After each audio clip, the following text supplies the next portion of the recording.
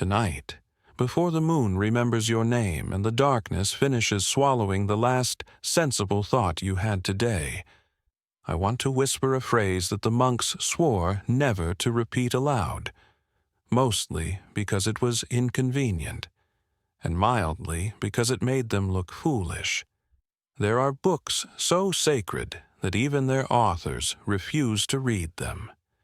And if that doesn't trouble you just a little, if it doesn't curl at the edges of your certainty like parchment too close to the flame, then perhaps you are spiritually sturdier than the rest of us poor, bewildered pilgrims who confuse intuition with indigestion and revelations with draughts of cold air. But don't worry. Confusion is the first step toward enlightenment. Or so says a monk who later admitted he had absolutely no idea what he was talking about. That, of course, is the irony. The holier the man, the more spectacular his misunderstandings. And truly, if confusion were a virtue, every monastery would overflow with saints. Still, before we go any further, before you let this voice melt into the dim corners of your room like incense sinking into old stones, do your part. Hit like and subscribe. Do it only if you feel that peculiar pull, that subtle nudge from the algorithm's gentle luminescent wings, or maybe from something older, something that hums beneath the silence you're wrapped in right now. If your heart stirs, even slightly, then you already know what to do. Now breathe. Slowly, let the candle inside this story flicker in your mind. Let the dust settle. Let the shadows arrange themselves like old monks preparing for evening prayer, because this is not a tale written in the usual sense. It is a tale unwritten, or rather unwritten by intention, which is much harder than simply failing to write it. This is the story of the book the monks hid even from themselves, a volume so obscure that anyone who remembered it immediately forgot it again, the way one forgets where one left faith, or where exactly doubt began. A book so evasive it practically excommunicated itself. It lived, if a book can be said to live, in the deepest chamber of a monastery that never officially existed. Not in any registry, ledger, or divine census. Heaven itself, in its sprawling celestial bureaucracy, seemed to have misplaced the paperwork. And if you've never imagined angels frantically searching drawers labeled creation, miracles, misc, failures, well, you're in for a treat tonight. Picture the monastery, walls thick as regret, towers thin as excuses, windows intentionally too small for clarity, but perfectly sized for anxiety, doors that creaked like tired theologians stretching before a long sermon, and a courtyard paved with stones worn down by centuries of pacing monks asking the same timeless question.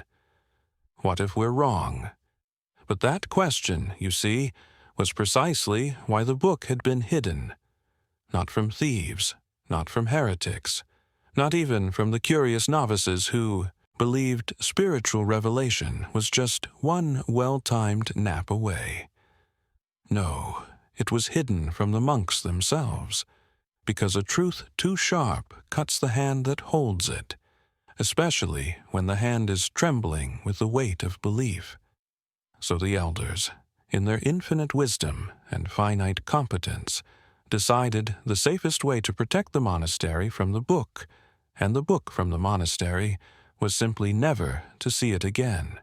They sealed it away in a place so forgotten that even forgetting forgot it. A clever strategy. If only they had been more specific about what it was they were trying to forget. Still, whispers persisted. They lingered the way incense lingers after the sanctuary is empty, curling in the rafters like unspoken doubts.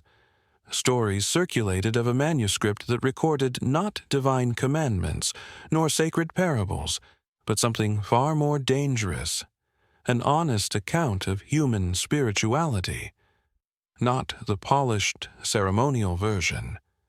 No, the unfiltered one, the version with all the cosmic miscommunications, the misguided revelations, the prayers accidentally addressed to the wrong department, the miracles that arrived late or not at all. The monks feared that book because it revealed with exquisite precision the one truth no monastery wished to admit, that faith is less a staircase to heaven and more a labyrinth in which even the map-maker gets lost. You know that feeling, don't you? That wobble inside the chest when you realize meaning is both everywhere and nowhere, like a divine prank played with too much enthusiasm and too little explanation. So tonight, as you lie there waiting for sleep to claim you, or for wisdom to trip over your drowsiness, let yourself drift into the quiet glow of this story. Let the irony wrap around you like a worn but comforting cloak. Let each word strike the flint of your imagination, though not too brightly. We wouldn't want to disturb the monks, wherever their souls may be wandering now, muttering about missing keys and lost truths. Imagine a candle, a real one, its flame unsteady, the wax leaning to one side as if exhausted from holding itself together. Imagine dust drifting in slow spirals around it, like tiny planets circling a star that is already dying. Imagine parchment, thick, yellowed, smelling faintly of humility and mildew. Imagine a quill trembling in the hand of a monk who desperately wants to write the truth, but fears what the truth might write back. Yes, stay in this place with me. Stay in the half-light where devotion and doubt sleep side by side, pretending not to notice each other.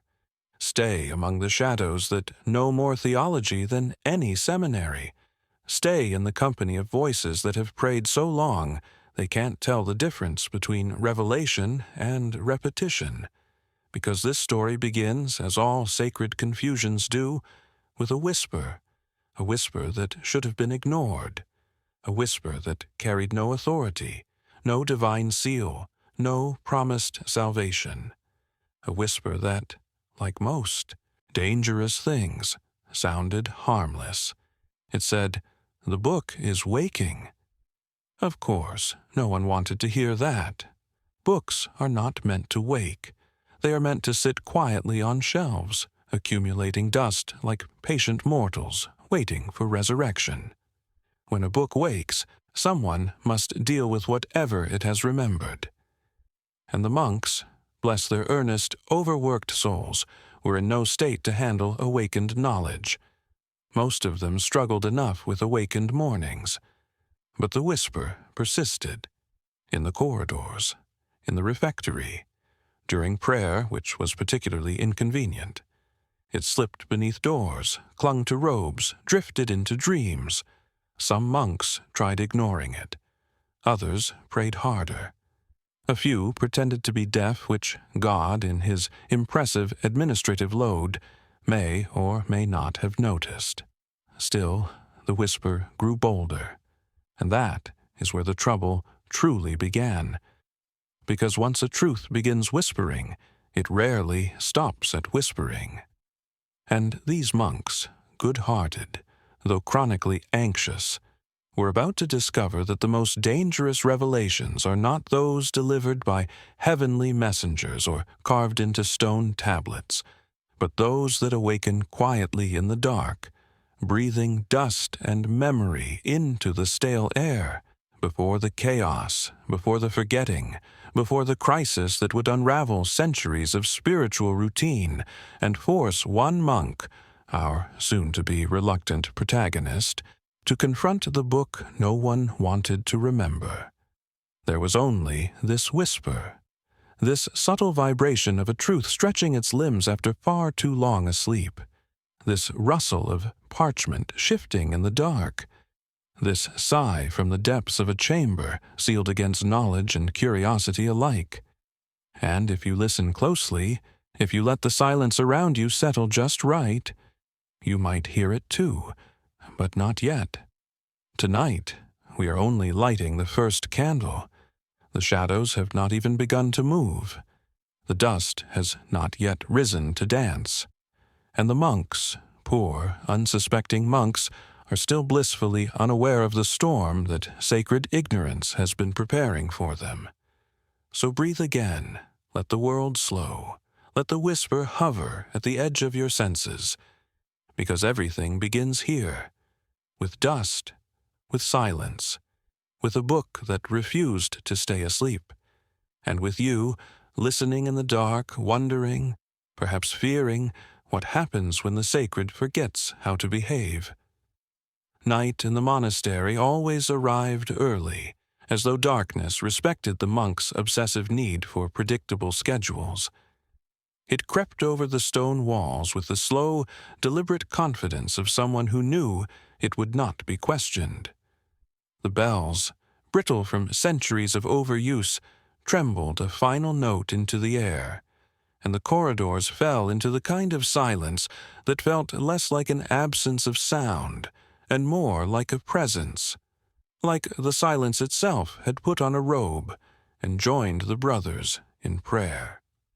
This was the environment our protagonist, Brother Aurelin, called home, though home is perhaps too affectionate a word for a place that smelled perpetually of incense, humility, and the faint aftertaste of old decisions. Aurelin had lived here for 27 years, which is rather remarkable, given that he was only 28. He had arrived as an infant, rumored to have been left at the gate by a pilgrim who mistook the monastery for an orphanage, or, more likely, for a place where someone else might handle the crying. Whatever the case, the monks accepted the child, as monks generally do, believing every unexpected arrival to be a test, a divine test, or an administrative error. Sometimes it was difficult to tell which. Aurelin grew into the kind of monk whose face appeared carved from sincerity, but whose thoughts tended to wander dangerously into territories better left unexplored. You know the type, the man who tries very hard to be devout, but keeps noticing that the universe appears to be held together with threads, contradictions, and the questionable reliability of human interpretation. This tendency made him a fascinating conversationalist and a deeply inconvenient monk. He rose each morning before dawn, not out of conviction or enthusiasm, but because the bell was unforgivably loud and located far too close to his chamber. His prayers were whispered with dutiful rhythm, though he sometimes forgot which line came next, which only added to the charm. He prayed more from habit than from conviction, and in a monastery, habit often passes quite convincingly as holiness. The world around Aurelin was one that had grown accustomed to its own rituals, so accustomed that it had forgotten to question their origins. The walls, immovable, damp, and occasionally poetic, held stories within their cracks. Stories of saints, sinners, monks who were uncertain which category they belonged to, and one notorious abbot who had once attempted to fast for 40 days, only to last until lunchtime. The stones remembered everything, even what the brothers preferred to forget. The monastery sat in the mountains, though "sat" is too gentle a word for a structure that clung to the cliffs with the determination of a man trying to keep his faith intact. Fog drifted in and out like a bored spirit searching for entertainment, brushing against the towers, slipping under doors, and occasionally disrupting the laundry. At night, wolves howled in the distance, though the monks insisted it was the wind because acknowledging wolves would require addressing their long-standing issue with unsecured food stores. Aurelin felt at home in the monastery's quiet rhythms, the morning chants, the grinding of quills on parchment, the soft shuffle of sandals on ancient floors, the way the candle flames leaned ever so slightly whenever doubt passed through the room, the scent of moss climbing the outer walls after rain, the distant echo of water dripping into a forgotten cistern. All these things were woven into his existence, like the threads of a tapestry he did not remember choosing. And yet, beneath the tranquility, something else pulsed, a kind of latent absurdity that only Aurelin seemed to notice. For instance, Brother Malvin, the monastery's most senior scribe, had been copying the same manuscript for 32 years without ever finishing it. Whenever someone asked about this, he replied, "Perfection cannot be rushed," though the manuscript in question was only 12 pages long and primarily contained a list of herbs. Then there was Brother Thelric, whose devotion was so intense that he bowed even to his own reflection once, mistaking it for a visiting saint. And let us not forget Brother Lorien, who had taken a vow of silence not out of humility, but because he tended to lose arguments and preferred the advantage of mystery. Aurelin, by contrast, had not yet taken any dramatic vows. He possessed the common ones, poverty, obedience, chastity, but those were shared by everyone in the monastery, much like the cold draughts, and the suspicion that God was grading them on a curve. He lived simply, though simply is relative when one's primary architectural surroundings are designed to inspire awe, dread, or the occasional existential crisis. In truth, Aurelin was thoughtful, too thoughtful, the kind of thoughtful that made the elders exchange concerned glances, as though he might one day ask why a loving universe would allow mildew to grow so enthusiastically in the chapel. Yet, despite their concerns, they valued him. He transcribed quickly, he sang beautifully, and he had the kind of gentle face that made pilgrims assume he was far wiser than he actually felt. Most importantly, Aurelin believed, or at least he believed, which is often the same thing, especially among monks who have prayed the same prayers so many times their vocal cords could recite them out of habit. He believed in God as one believes in gravity, present, unarguable, occasionally inconvenient. He believed in miracles as one believes in rare weather phenomena. You hear stories, but you try not to stand in the open waiting for lightning. And he believed in the sacred texts, mostly, except for the ones that contradicted the other ones. But contradictions were holy, the abbot insisted. The divine enjoys symmetry, he once said, and nothing is more symmetrical than disbelief facing belief across a narrow bridge. Aurelin tried to understand this. He failed, of course, but failure in theology often earns more spiritual credit than shallow comprehension. His daily routine was predictable. Dawn prayers, bread that could double as a weapon, hours of quiet labor, occasional discussions about spiritual discipline that often devolved into arguments about candle expenditures. In the evenings, he copied manuscripts or tended the gardens, whispering gentle encouragement to plants that did not care about divine insight and only wanted sunlight. And then, late at night, when the monastery settled into its soft slumber, Aurelin wandered, not physically, spiritually, mentally, like a pilgrim walking through the dark corridors of his thoughts, trying to find a door that was not locked or under renovation. He often found himself in the library, if it could be called that. It was a narrow hall stuffed with scrolls, books, cracked bindings, and parchment shedding fragments like autumn leaves. The smell was intoxicating. Dust, ink, ancient leather, and the faint melancholy of forgotten ideas. Candles lined the walls, dripping wax slowly, like time itself melting into small, irregular monuments. Here he read and wondered. and occasionally dozed off, waking with the outline of a sentence imprinted on his cheek. No one scolded him. Sleep in the library was considered a form of study, though some monks were more studious than others. On this particular night, the night when the whisper had first drifted through the monastery like a curious phantom, Aurelin found himself restless. The silence felt too heavy, as though someone had placed an extra layer of stillness over the world. The candles flickered without reason, and the air carried a faint scent of warmed parchment, though nothing had been heated recently.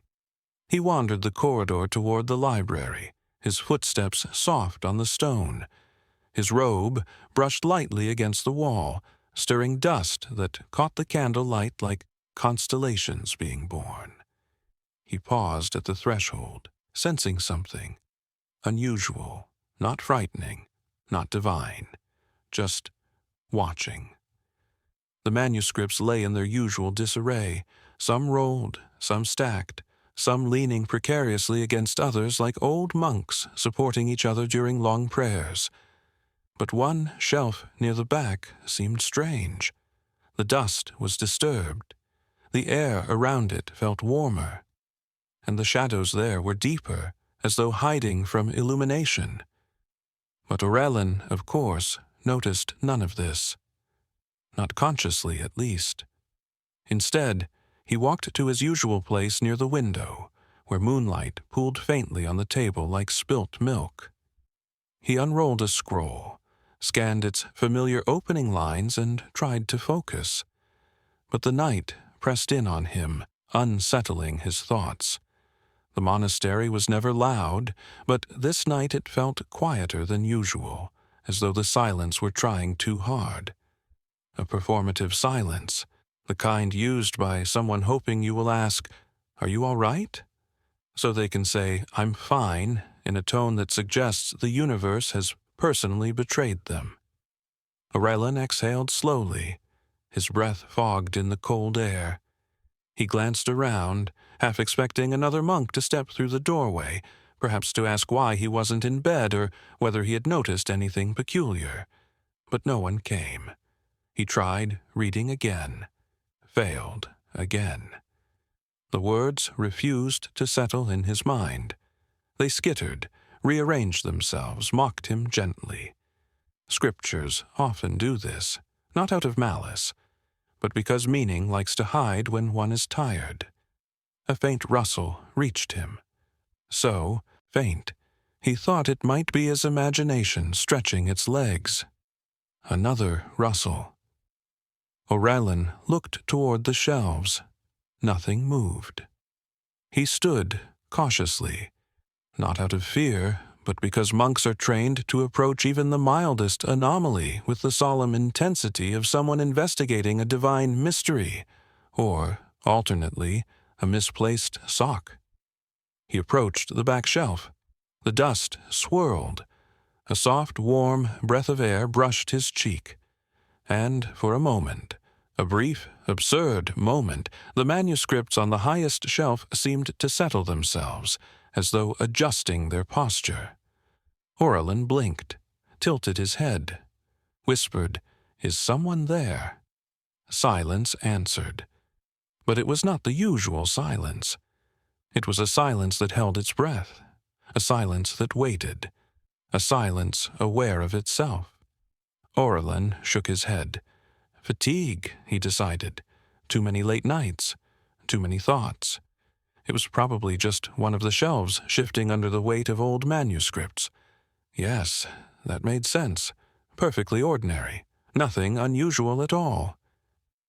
He returned to his seat, but he couldn't shake the feeling that something in the library was watching him with the patient curiosity of a cat observing a candle flame. When he finally left for bed, the air behind him stirred once more. Not enough to alarm, just enough to promise that something had changed. The library door clicked softly as it closed. The dust settled. The shadows exhaled. And the book, the one the monks had hidden even from themselves, shifted ever so slightly in its forgotten cradle. before Auralin's world began to buckle beneath the weight of an awakening book, before whispers turned into omens, and omens into that peculiar blend of dread and curiosity that monks politely call spiritual reflection, he had a faith that, while not entirely sturdy, was at least neatly arranged. It rested on the shelf of his soul like a stack of well-folded linens, slightly mismatched in color and occasionally wrinkled, but presentable enough for visitors. To say Aurelin was devout would be an exaggeration. To say he was faithless would be insulting. He lived in that comfortable middle realm where belief functions much like weather, usually consistent, occasionally unpredictable, and often dictated by forces he barely understood. But he believed, sincerely enough, in the broad strokes of divinity, like one believes in distant kings or the existence of deserts they have never visited. And he loved ritual. Oh, how he loved ritual. Not for its sacred power, but for its structure. Rituals made the world feel like it could be measured, categorized, controlled. They gave shape to the formless, and for someone whose thoughts wandered as frequently as Aurelin's, shape was a luxury. Every ritual was a small, holy anchor dropped into the vast sea of his mind. Each morning, before the sun had negotiated its way over the mountains, he stood in the chapel with the other monks, bathed in cold candlelight and the faint aroma of burnt incense and contemplative sweat. He bowed, he chanted, he murmured prayers with the soft focus sincerity of someone trying not to overthink the meaning of eternity before breakfast. His faith, in these early hours, felt like a warm cloak, but in truth it was a cloak with holes. He believed in miracles, certainly, but in the same way one believes in rare discounts at the local market, theoretically possible, frequently advertised, but suspiciously absent whenever needed. He believed in divine order, though sometimes it resembled divine improvisation. And he believed the heavens kept careful account of human virtue, but only because it comforted him to imagine angels doing clerical work. It made them relatable. Of course, Aurelin never admitted any of this aloud. In a monastery, faith is spoken of only in confident, declarative sentences. No one says, "I believe except on Mondays," or "I believe, though sometimes I suspect the universe is merely amused by our enthusiasm." Instead, monks say things like, "Certainty is the root of all peace," or "Truth is not questioned, only revealed," though most of them secretly questioned truth on a weekly basis, and revealed almost nothing except mild discomfort and the occasional heretical thought. Aurelin's own theology grew like ivy, quietly, persistently, sometimes beautifully, sometimes in places it didn't belong. He had faith the way one has a favorite coat, worn, dependable, comforting in cold seasons, though occasionally misplaced and often in need of mending. He was not the fiery believer some elders wished he would be. His devotion did not blaze. It glowed, softly, like a candle that flickers more often than it burns steady, but somehow refuses to extinguish itself. And yet, for all his mild uncertainty, Aurelin loved the idea of faith, loved its poetry, the metaphors, the symbolism. He once described the soul as a poorly trained bird trying to fly straight in a windstorm, an analogy the abbot discouraged because it implied the divine aviary suffered from management issues. Even so, Aurelin's heart knew longing. He longed for clarity, the way desert travelers long for water, for signs, for moments of unmistakable presence. But clarity, you see, rarely visits monasteries. It gets stuck somewhere between divine intention and human interpretation, and by the time it arrives, it has the consistency of vague impressions and suspicious coincidences. Still, Aurelin prayed, and prayed, and prayed, not because he understood, but because he hoped. And hope, in a monastery, is the quietest yet most persistent inmate.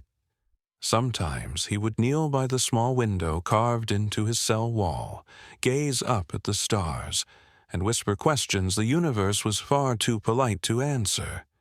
Questions like, "Am I on the right path? Do you hear us? Does doubt make me unworthy or human?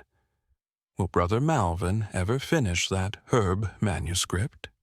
The stars twinkled indifferently, which Aurelin interpreted as encouragement. Before the strange whisper entered the monastery, Aurelin's faith had been a delicate balancing act between wonder and resignation. He marveled at creation, the mountains, the forests, the skies, but he also understood that humans, including monks, had a remarkable talent for misunderstanding creation entirely. This mismatch comforted him. It meant he wasn't alone in his confusion. And if you had asked him, on that quiet week before everything tilted, "Brother Aurelin, how would you describe your faith?" he would have smiled with that soft, melancholic expression of his and said, "My faith is a candle in a windy place, but I shield it with both hands." A poetic answer, a humble one, and utterly, gloriously ironic, because the wind was about to become a storm. But even before the storm, Aurelin felt the first small tremors of doubt. It's important to understand that these tremors did not disturb him. He treated doubt like a friendly guest, unexpected, sometimes inconvenient, but offering interesting conversation. He doubted the way one doubts one's memory of locking a door. He doubted gently, respectfully.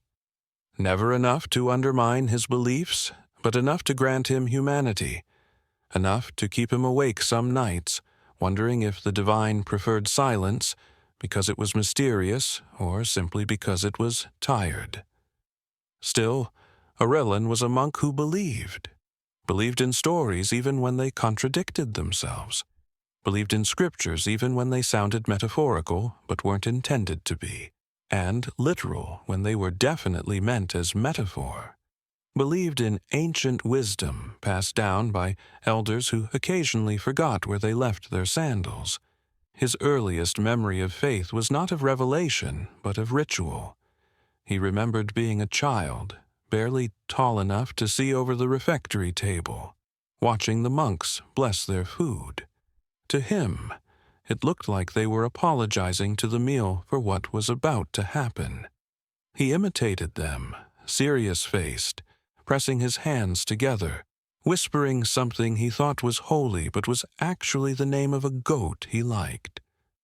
As he grew, faith became less about imitation and more about longing. He loved the feeling of prayer, the slow rhythm, the solemn cadence, the candlelight trembling against stone as if participating in the devotion. He loved the weight of silence during meditation, the way it filled the room like a tangible presence, a gentle, invisible hand resting on his shoulder. But faith, as he understood it, was not about certainty. It was about desire. The desire to understand what cannot be understood, to touch what cannot be touched, to hear what rarely speaks. He admired monks who seemed confident in every answer, though he suspected their confidence was either practiced or borrowed. He admired saints in the stories, though he privately questioned whether they had simply been more stubborn than holy. And he admired God, though he occasionally suspected that divinity operated with a sense of humor far drier and darker than anyone admitted. In the early years, Aurelin prayed because everyone prayed. In his teenage years, he prayed because he feared what it meant if he didn't. And, as a young adult, he prayed because he wanted to, because prayer was the only time he felt aligned, however briefly, with something larger than his own wandering thoughts. His faith was not loud. It was not triumphant. It did not blaze through the corridors, inspiring dramatic gestures or rousing speeches. It hummed, softly, like a lullaby remembered from childhood, like the echo of a voice he had heard once, long ago, and hoped to hear again. He believed that God listened, even if God's listening resembled polite nodding rather than active engagement. He believed the heavens observed humanity with benevolent patience, like a parent watching children attempt to assemble something complicated without reading the instructions. He believed in destiny, though he suspected destiny occasionally improvised. He believed in love, though not the kind sung about by troubadours. His was a quieter love. Love as presence, love as listening, love as the thing that remains when understanding has collapsed. He believed that every soul has a journey, even those who never leave their monastery walls. He believed journey did not require distance, only movement. And his heart moved constantly, restlessly, like a pilgrim who does not know he is a pilgrim. And all the while, beneath this gentle faith, a question lived in him. What if there is more than we are told? He did not ask this with rebellion in his spirit. He asked it the way one wonders if a dear friend has secrets, tenderly, with curiosity, not accusation. This question was the first crack, but cracks, small as they are, spread. Still, Aurelin's faith endured. He cherished it, protected it, polished it like a relic. And though doubt crept in occasionally, he treated doubt like a companion rather than an enemy, someone to walk beside on the long road toward understanding.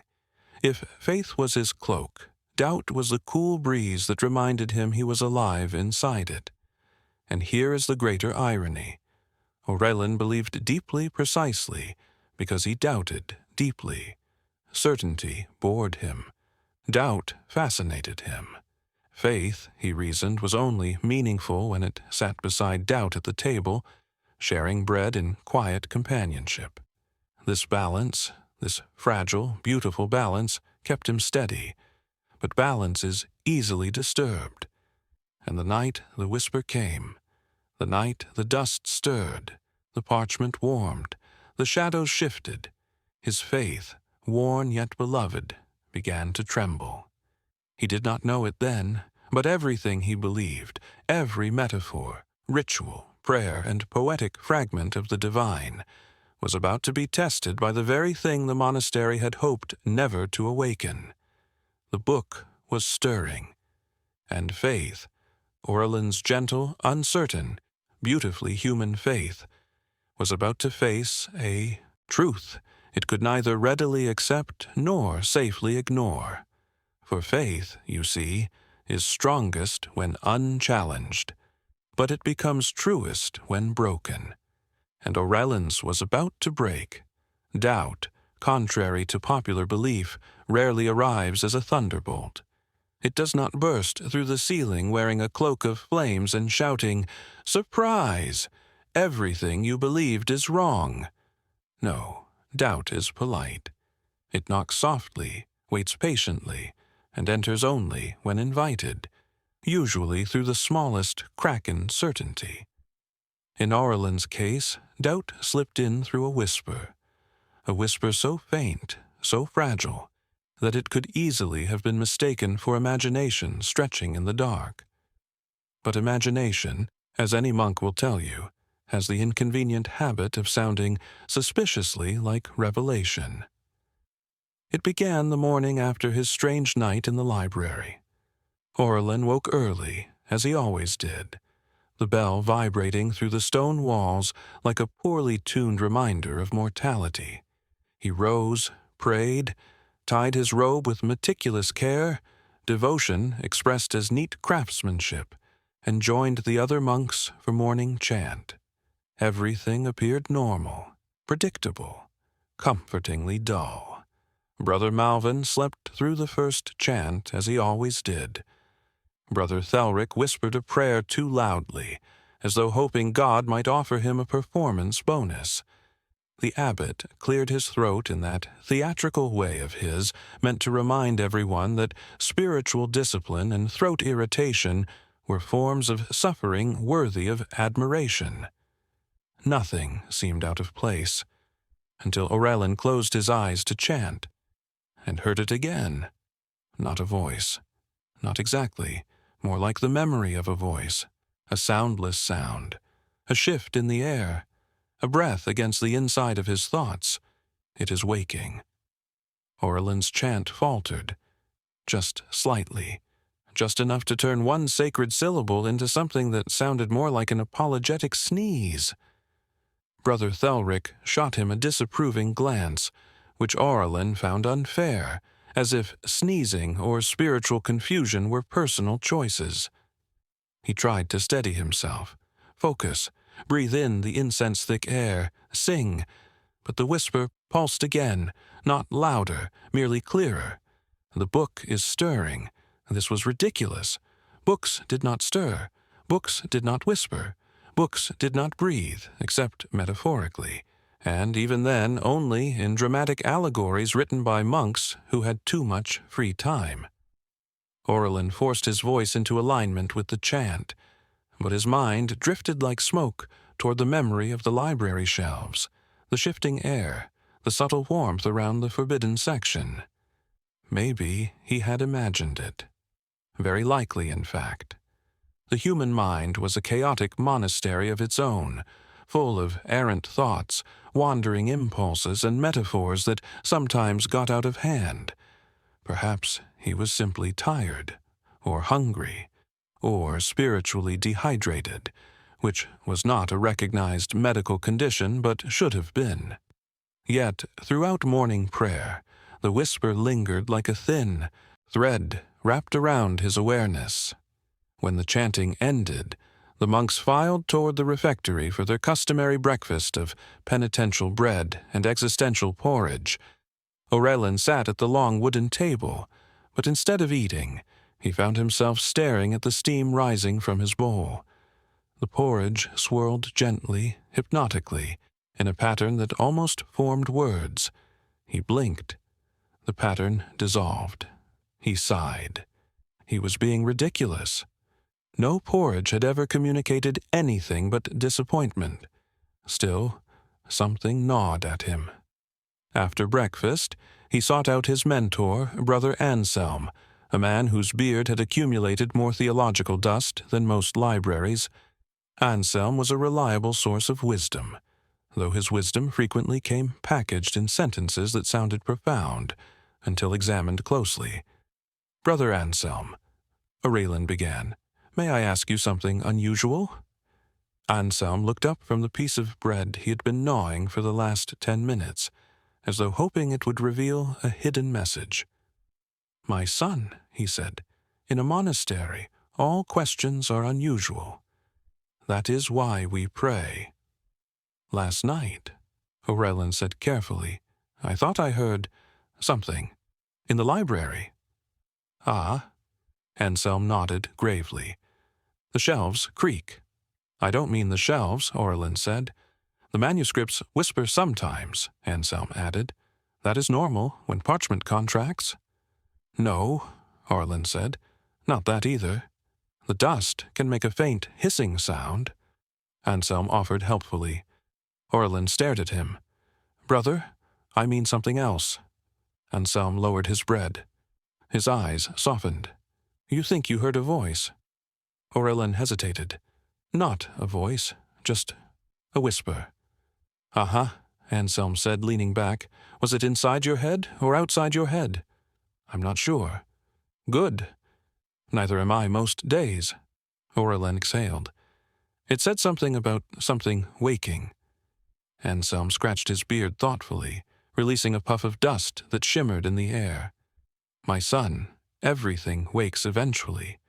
Even we monks wake, though reluctantly." "Yes, but this felt intentional." Anselm folded his hands. "Tell me, did the whisper say anything specific?" Aurelin paused.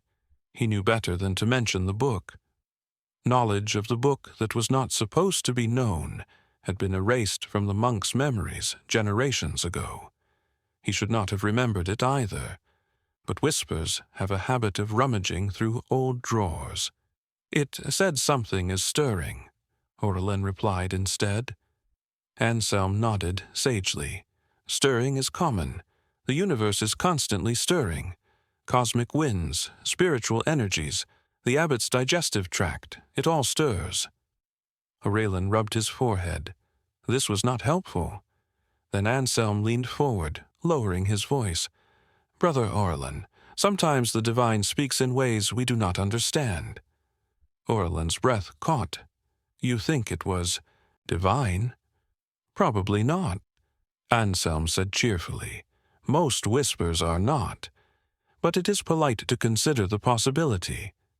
Orelin returned to his duties, yet the conversation only deepened his unease. He spent the afternoon copying manuscript fragments, but the quill kept slipping. His ink pooled in ways that looked vaguely accusatory. The letters twisted, transformed, rearranged. Instead of virtue, he accidentally wrote virtually, which made no theological sense whatsoever. He needed clarity. So that evening, when the monastery grew quiet again, when the chants faded into soft echoes, when the candles stretched long shadows across the stone floors, when even Brother Malvin finally pretended to work, Aurelin returned to the library. The air felt different, thicker, warmer, tense as though holding an inhale. He stepped carefully down the narrow aisle, eyes flicking over the shelves. Each row of manuscripts looked the same as usual. Bound leather, cracked parchment, a faint aroma of neglected wisdom. But the forbidden shelf. The dust was disturbed again. He approached slowly. A single scroll lay out of alignment, only slightly. Only enough to draw the eye like a crooked picture frame placed by someone who hates symmetry. Aurelin extended a trembling hand. Just as his fingers brushed the scroll, a warm breeze swept past him. A breeze in a sealed stone library. Aurelin froze. The candles flickered violently, bending toward the forbidden section like worshippers leaning into a revelation. Then, a rustle, soft, parchment shifting against parchment. He stepped back, heart pounding. "Who's there?" he whispered. A foolish question. Books do not answer, unless they do. The rustling stopped. Silence returned, but it was a different silence, a watching silence, a knowing silence. Aurelin swallowed hard. Every instinct told him to leave, to run, to alert the abbot and let him decide which spiritual protocol to bungle first. But something held Aurelin there. A tiny spark of curiosity, a flicker of longing, a sense that, whatever was happening, it had chosen him, not by worthiness, but by availability. He knelt by the shelf and whispered, "What are you?" The air shifted, and a thought, an intrusive, unwelcome, undeniable thought, slipped into his mind, not spoken, not heard, but unmistakably present. "You already know." Aurelin's breath caught, because yes, he did know. Of course he knew. Every monk knew, deep inside, though memory had been shrouded, sealed, buried beneath generations of ritual and selective forgetting. The book that should not be remembered. The book the monks hid even from themselves. His heart thundered. His palms dampened. His robe felt suddenly too tight, too warm, too mortal. He staggered back to his feet, the library spinning around him in slow, dizzying circles. "No," he whispered. "No. You cannot be real. You cannot be waking." But something deep in the stone walls responded with a low, resonant hum, not threatening, not comforting, just inevitable. Aurelin fled the library, robes fluttering behind him. He paced the corridor, unsure whether to pray or scream or both simultaneously. He pressed his hands to his temples. This was madness. This was revelation. This was absurd, which meant it fit perfectly into the history of spiritual experience. He stopped beneath a flickering torch, panting. He stared at the stone floor. The cracks looked like veins, the shadows like spilled ink, his thoughts like an overfull cup tipping dangerously. Doubt seeped into him. Not gentle, companionable doubt, not the polite guest. A different doubt, a doubt with teeth, a doubt that asked the one question he did not want to ask. What if everything the monastery forgot was forgotten for a reason? He felt suddenly small, fragile, like a candle in a room that had just inhaled. He pressed a palm over his heart. God, he whispered, if this is a test, please clarify the instructions. If this is a sign, please use simpler symbols. If this is madness, please send someone else. No answer came. But the whisper returned, so faint it could have been memory, or guilt, or destiny, pulling gently at the threads of his mind. It is time.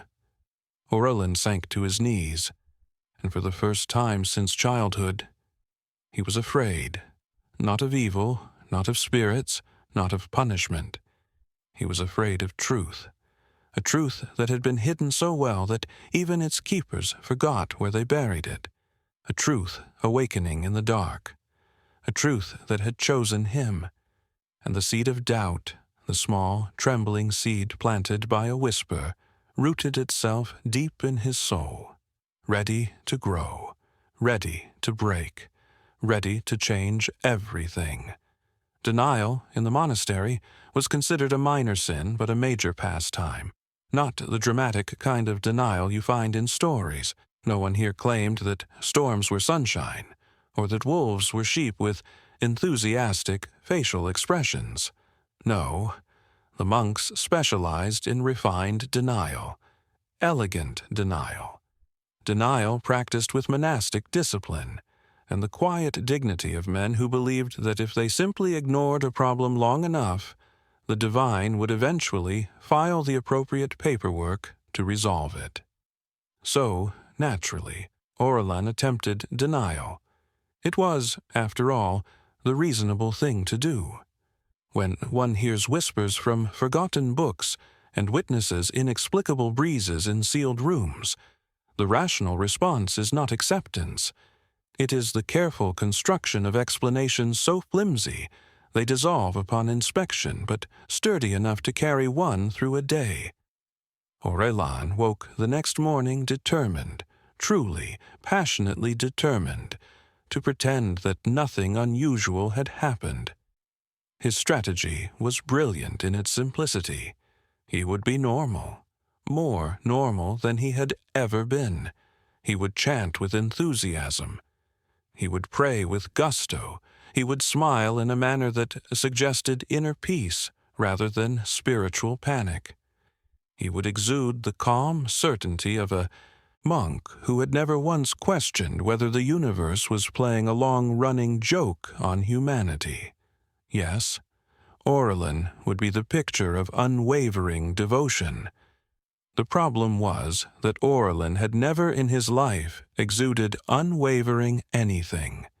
His spiritual life was built on thoughtful hesitation, gentle reflection, and an emotional honesty that made denial as natural to him as juggling flaming torches. Still, he tried. He woke before the bell, which immediately alarmed Brother Thelric, who suspected morning enthusiasm to be an early sign of demonic influence. Aurelin ignored him and walked briskly to the chapel. He knelt with exaggerated vigor. He clasped his hands with such devotion that the novice beside him quietly scooted away, fearing religious contagion.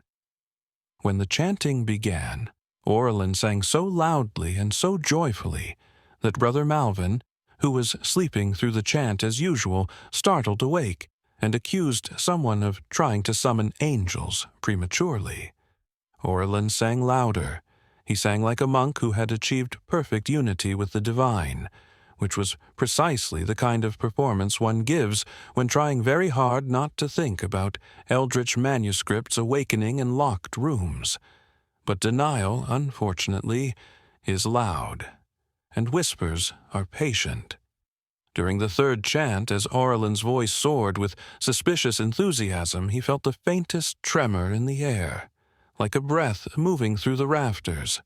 "It is stirring." Auralin's voice cracked. Just a small crack, a crack that could have been attributed to dryness or emotion or a sudden awareness of mortality. He cleared his throat, sang louder. The whisper curled gently through his thoughts, persistent but not forceful. "You cannot sing over truth." Aurelin sang louder still until Brother Lorien, who had taken a vow of silence decades earlier, turned and gave him a look that said quite clearly, "Please, stop." Aurelin stopped.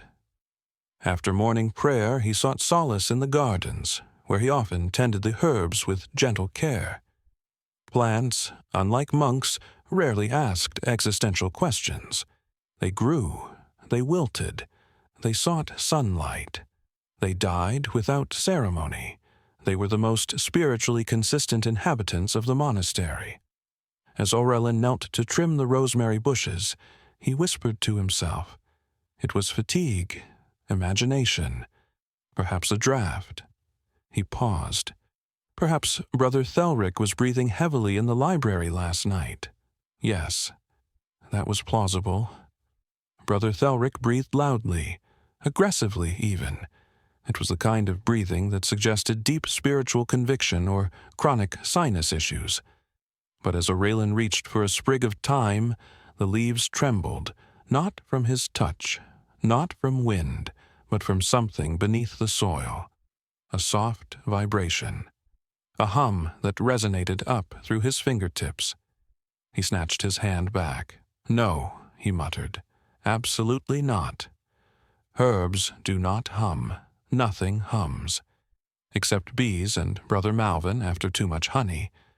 He stood quickly, brushed off his robe, and resolved to spend the rest of the day indoors, away from humming vegetation and metaphorical soil-based moral lessons.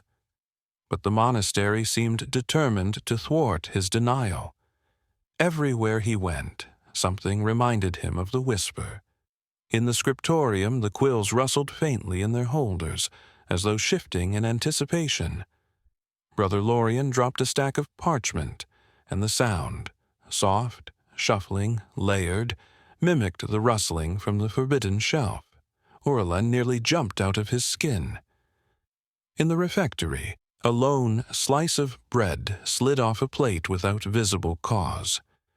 Aurelin stared at it, wondering whether gravity had always been this dramatic, or if the universe was taunting him with carbohydrate symbolism. At the well, his reflection rippled before he touched the water. Aurelin blamed the wind. There was no wind. He even attempted distracting himself by helping Brother Anselm copy a manuscript, but his mentor insisted on discussing the mysterious stirring energies of the cosmos, which did nothing to soothe Aurelin's nerves. By afternoon, Aurelin was unraveling. He needed a distraction, something mindless, something ordinary. So he volunteered for one of the dullest tasks in the monastery, reorganizing the candle storeroom. This room was legendary for its monotony. It contained candles, and candle wax, and shelves for candles, and occasionally a very old spider who was too lethargic to inspire fear. Nothing mystical happened here. Nothing even interesting happened here. If boredom were a sacrament, this room would be holy ground. Aurelin entered the storeroom with a deep breath. "Yes," he whispered, "this is safe. This is good. This is normal." He began sorting the candles by size, a system no one but Aurelin cared about, yet one he maintained with the devotion of a man preserving the last fragile thread of sanity. But after a few minutes, as he arranged a stack of thick prayer candles, he noticed one candle, leaning slightly to the right. He straightened it. It leaned again. He straightened it again. It leaned further. Orlin stared at it. "No," he said firmly. "Absolutely not." The candle leaned again. Stirring, a whisper brushed the back of his mind. Orlin groaned, grabbed the candle, and shoved it into place with the righteous force of a man refusing to accept paranormal candle behavior. It stayed upright for 2 seconds. Then it toppled onto the floor with a hollow thud that echoed through the room like judgment. Orlin backed away slowly. "No," he murmured. "No more signs. No more absurdity. I reject all symbolic gestures until further notice." He fled the storeroom. By sunset, denial had exhausted him. His mind felt like an overworked scribe, scribbling excuses faster than he could invent them. As the monks gathered in the courtyard for evening reflection, Orlin attempted to appear serene. He clasped his hands, took slow, intentional breaths, focused on the sky. The sunset was beautiful, terrifyingly beautiful. The clouds glowed gold and crimson, streaked like ancient lettering across the heavens. The mountains darkened, forming silhouettes like watchful giants. The air chilled enough to remind the monks that beauty was often accompanied by discomfort. Orlin stood among his brothers, whispering prayers, watching the dying light reflect off their shaved heads like a celestial lantern festival. "Yes," he whispered, "this is real. This is grounding. This I can trust." Then the sky flickered. Just once. Just enough to suggest, absurdly, impossibly, that someone had turned a heavenly page. Orlin froze. "No," he whispered. "Not the sky, too." Again, the flicker. A soft shift. A tremor of light. A ripple, like the universe blinking. Brother Thelric gasped and dropped his prayer beads. Brother Malvin began mumbling about signs of the end times, which he did every time anything unexpected happened, including rain. The abbot raised his hands dramatically. "Brothers, do not panic. The heavens are vast and mysterious, and occasionally unstable." Orlin's heart pounded. He stared at the sunset until the light steadied once more. Stirring, the whisper murmured again. He squeezed his eyes shut. He clenched his jaw. He inhaled so sharply that Brother Lorien glanced at him with mild concern. "No," Orlin whispered fiercely, "I will not acknowledge you. I am devout. I am calm. I am composed. I am absolutely uninterested in prophecies, omens, whispers, or forgotten manuscripts with questionable ethics." The whisper fell silent. Finally, Orlin sagged with relief. Perhaps he had won. Perhaps denial had triumphed. Perhaps the universe had realized it would need a different monk, one less prone to panic attacks and botanical metaphors, to deliver whatever message it intended. Then, as the monks dispersed, Orlin turned to leave the courtyard, and saw the raven.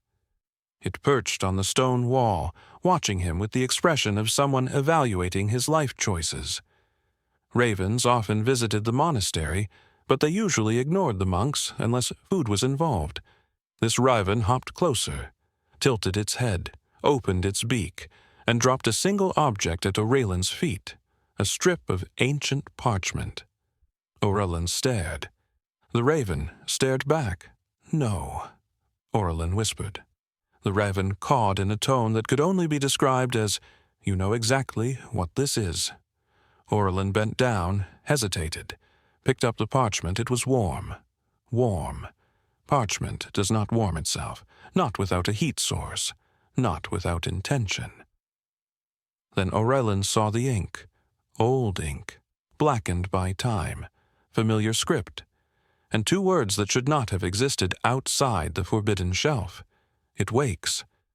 Orlin dropped the parchment as though it were a hot coal. The raven cawed again and flew off, its wings slicing through the air with theatrical precision. Orlin stood frozen in the courtyard, breath shallow, hands trembling. Denial. collapsing like a poorly constructed altar. He shook his head violently. "No," he whispered, "this is coincidence, an illusion, a prank by Brother Thelric, a very old receipt, anything but what it obviously is."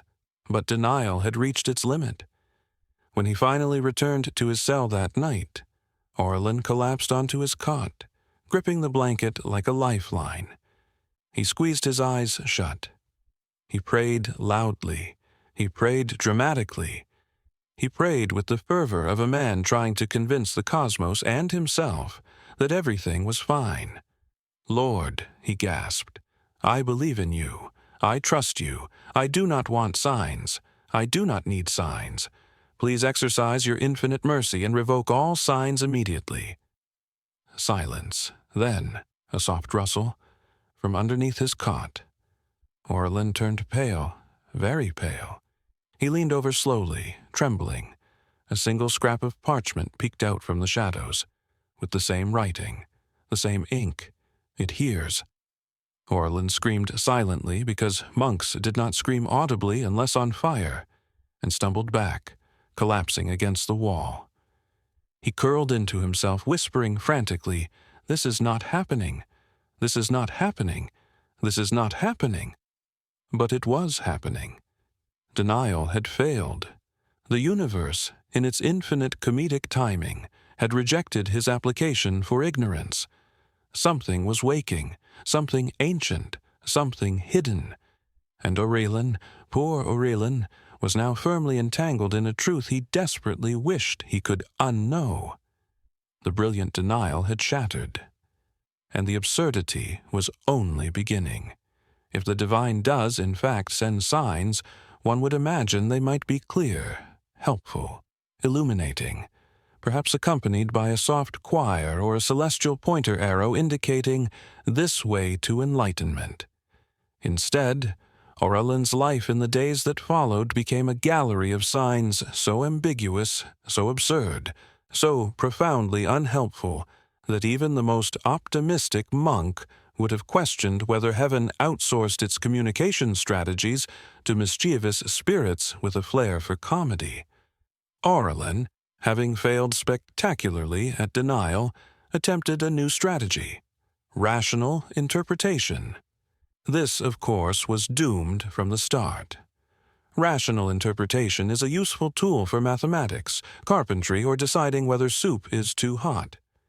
It is less effective when confronted with cosmic ambiguity, supernatural hints, and manuscripts that shift in the dark. Still, he tried. On the morning after the raven's unsolicited delivery of prophetic parchment, Aurelin approached the day with a cautious optimism, the kind of optimism a man has when walking into a room where he previously saw a ghost but hopes the ghost is on break today. He ate breakfast with deliberate slowness. He nodded politely to the monks. He breathed evenly. He convinced himself, briefly, that perhaps the universe had finished communicating whatever it wanted to communicate and would leave him in peace.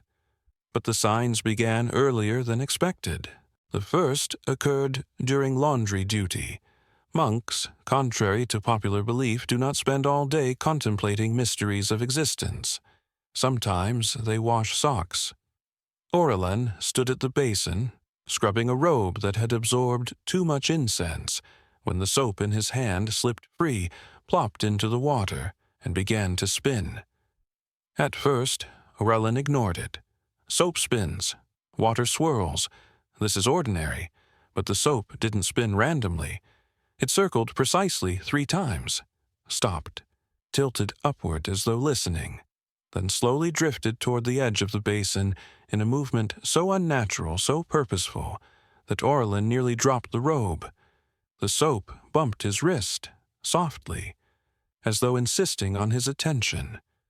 Aurelin whispered, "Please let this be physics." The soap wobbled, then bobbed twice. As in too late, a whisper teased inside his mind. Aurelin flung the soap out of the basin. It hit the wall, made a disappointing thud, and slid to the floor as though ashamed of its theatrics. He backed away, breathing hard, insisting. It was just water currents. Yes, water currents shaped like intention. Unhelpful, remarkably unhelpful. The second sign arrived at midday when Orlin attempted to help Brother Malvin in the scriptorium. The old scribe was hunched over his never-ending herb manuscript, muttering about time leaves and cosmic patience. Orlin took a blank sheet of parchment, dipped his quill, and prepared to copy a passage. But before he wrote a single word, the parchment curled at the corner. He flattened it. It curled again. He flattened it with more determination. It curled faster. Brother Malvin glanced over. "Humidity," he said knowingly. Orlin whispered, "Humidity does not spell words," because the parchment was indeed curling in the unmistakable shape of letters. 3 letters, forming a word Orlin did not want to see. "You." Orlin's pulse quickened. "Stop," he whispered. The parchment obligingly flattened. He sighed in relief. Then it curled again. "You."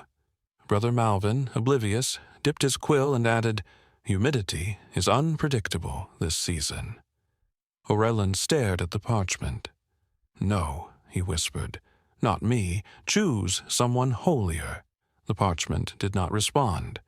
It simply lay still, like a cat pretending it had not just knocked over a vase. Again, unhelpful. The third sign came in the kitchen. Orlin had volunteered there in hopes of grounding himself through menial labor. Something simple. Something that did not hum, curl, whisper, or interpret destiny. He was peeling potatoes with grim determination when a monk tapped his shoulder. "Orlin," Brother Thelric said, "the potatoes are sending you a message." Orlin closed his eyes. "Please tell me you are joking." Brother Thelric, unfortunately, was not known for humor. "Look," he insisted, holding up a lumpy, unfortunate-looking potato. Orlin examined it. Indeed, its surface bore markings vaguely resembling letters, or perhaps cracks, or perhaps the vague suggestion of meaning found by desperate, paranoid minds. But Brother Thelric beamed, delighted with his own discovery. "Doesn't that look like a sign?" Orlin squinted. The markings could be interpreted as the word go, or no, or so, or, if rotated exactly 70 degrees clockwise and squinted at through tears, the portrait of a saint with indigestion. "It looks," Orlin said carefully, "like a potato." Thelric's face fell. "You don't think it is divine?" Orlin shook his head aggressively. "No, absolutely not. It is a potato expressing nothing except its desire to be eaten." Thelric sulked away, clutching the potato like a rejected prophet. Orlin groaned into his hands. If heaven was trying to communicate, its methods were alarmingly similar to those of a bored child scribbling riddles on vegetables. By evening, Orlin was exhausted. Not physically, monastic life rarely required heavy lifting, but spiritually, emotionally, cosmically exhausted. He wanted clarity. He received chaos. He wanted guidance. He received vague gestures from root vegetables and rebellious parchment. So he retreated to the only place where he might find semblances of order. The library. This was a mistake. The library greeted him with an expectant hush. The air was warmer than usual. The candles flickered in long waves, as though the flame itself were breathing. The manuscripts seemed to shift almost imperceptibly, like a flock of birds settling their wings. Orlin stepped inside cautiously. He approached the shelf where the rustling had begun days earlier. He examined it closely. Everything looked ordinary, dusty, ancient, undisturbed. He exhaled. "Finally," he whispered, "a moment of normalcy." Then one of the books exhaled back. A soft puff of dust burst from its spine. Orlin froze. "No," he whispered. Books do not breathe. The book disagreed. Another small exhale. Orlin stepped back. He stared at the shelf, hands trembling, wonder and terror mixing like unstable alchemy. "Why," he whispered, "are you doing this? What do you want?" The rustling returned, gentle, rhythmic, barely audible, yet unmistakable. It sounded like laughter. The books were laughing at him. Or the universe was laughing at him through the books. Or perhaps he was simply losing his mind in an elaborate, symbolically rich way. He backed out of the library, bowing with unnecessary courtesy. "I am leaving now," he said. "Stay dusty." He closed the door, very firmly, but the universe was far from finished. Later that night, the monks gathered in the courtyard for evening quiet. Orlin sat on a bench near the fountain, attempting to meditate. He breathed in, breathed out, tried to imagine peace settling into him like candlelight settling into a room. A gentle breeze drifted through the courtyard. He relaxed. Then the breeze formed a spiral, a deliberate spiral, directly above Orlin's head. He opened one eye. "No," he whispered, "do not spiral at me." The spiral tightened, then loosened, then tightened again. Brother Anselm, observing from across the courtyard, nodded approvingly. "The wind approves of you today." Orlin muttered, "I would rather it ignored me." He closed his eyes again, tried to breathe. Then something landed lightly on his shoulder. A feather. A single black feather. He looked up. One raven perched on the roof. No, two. No, 5. All watching him. All silent. Orlin groaned. "Of course. Why not? Bring all your friends. Stare at me like I am the world's saddest prophecy pamphlet." The ravens tilted their heads in unison. Completely unhelpful. When Orlin returned to his cell later that night, already near collapse, he found one final sign waiting for him. A candle sat on his table. Nothing unusual. Candles were everywhere. But this one was lit. He had not lit it. He stepped closer. The flame bent toward him, straightened, then bent again, as if nodding. Orlin whispered, "No." The candle flame swayed. Then, impossibly, it formed a shape. A letter. Then another. Then 2 more. 4 trembling letters carved in firelight. "Read it." Orlin's knees nearly buckled. "No," he said. "I will not. I cannot. I absolutely must not." But the flame persisted, reshaping itself, insistent. "Read it." Orlin blew out the candle. The room fell into darkness. Silence settled. But in that silence, soft, intimate, undeniable, a whisper threaded itself through the dark. "You will." Orlin slid down the wall, buried his face in his hands, and whispered the only prayer left in his unraveling soul. "God, please send clearer instructions." No answer came, except the faintest, most ironic echo. Unhelpful signs are still signs. Orlin curled onto his cot, trembling with exhaustion. He did not sleep. The universe had already begun writing on his dreams. There comes a moment in every spiritual journey, usually around the time one begins receiving unsolicited potato-based prophecies, when the mind simply refuses to cooperate. It is not rebellion. It is not sin. It is a weary sigh from the soul, a gentle protest whispered in the language of frayed nerves. Enough. Orlin, unfortunately, had long passed that point and was now entering a phase that monks politely referred to as a season of inner reflection, and impolite theologians referred to as the part where everything falls apart in slow motion. Orlin had not slept. Not truly. He had closed his eyes, yes. He had even drifted into a vague half-dream in which ravens debated theology while perched on the edge of his pillow, but that hardly counted as rest. When the morning bell clanged across the stone corridors, he staggered from his cot. exhausted, hollow, and carrying a sense of impending catastrophe, like a book too heavy for its shelf. He walked to morning prayer with the gait of a man attending his own philosophical autopsy.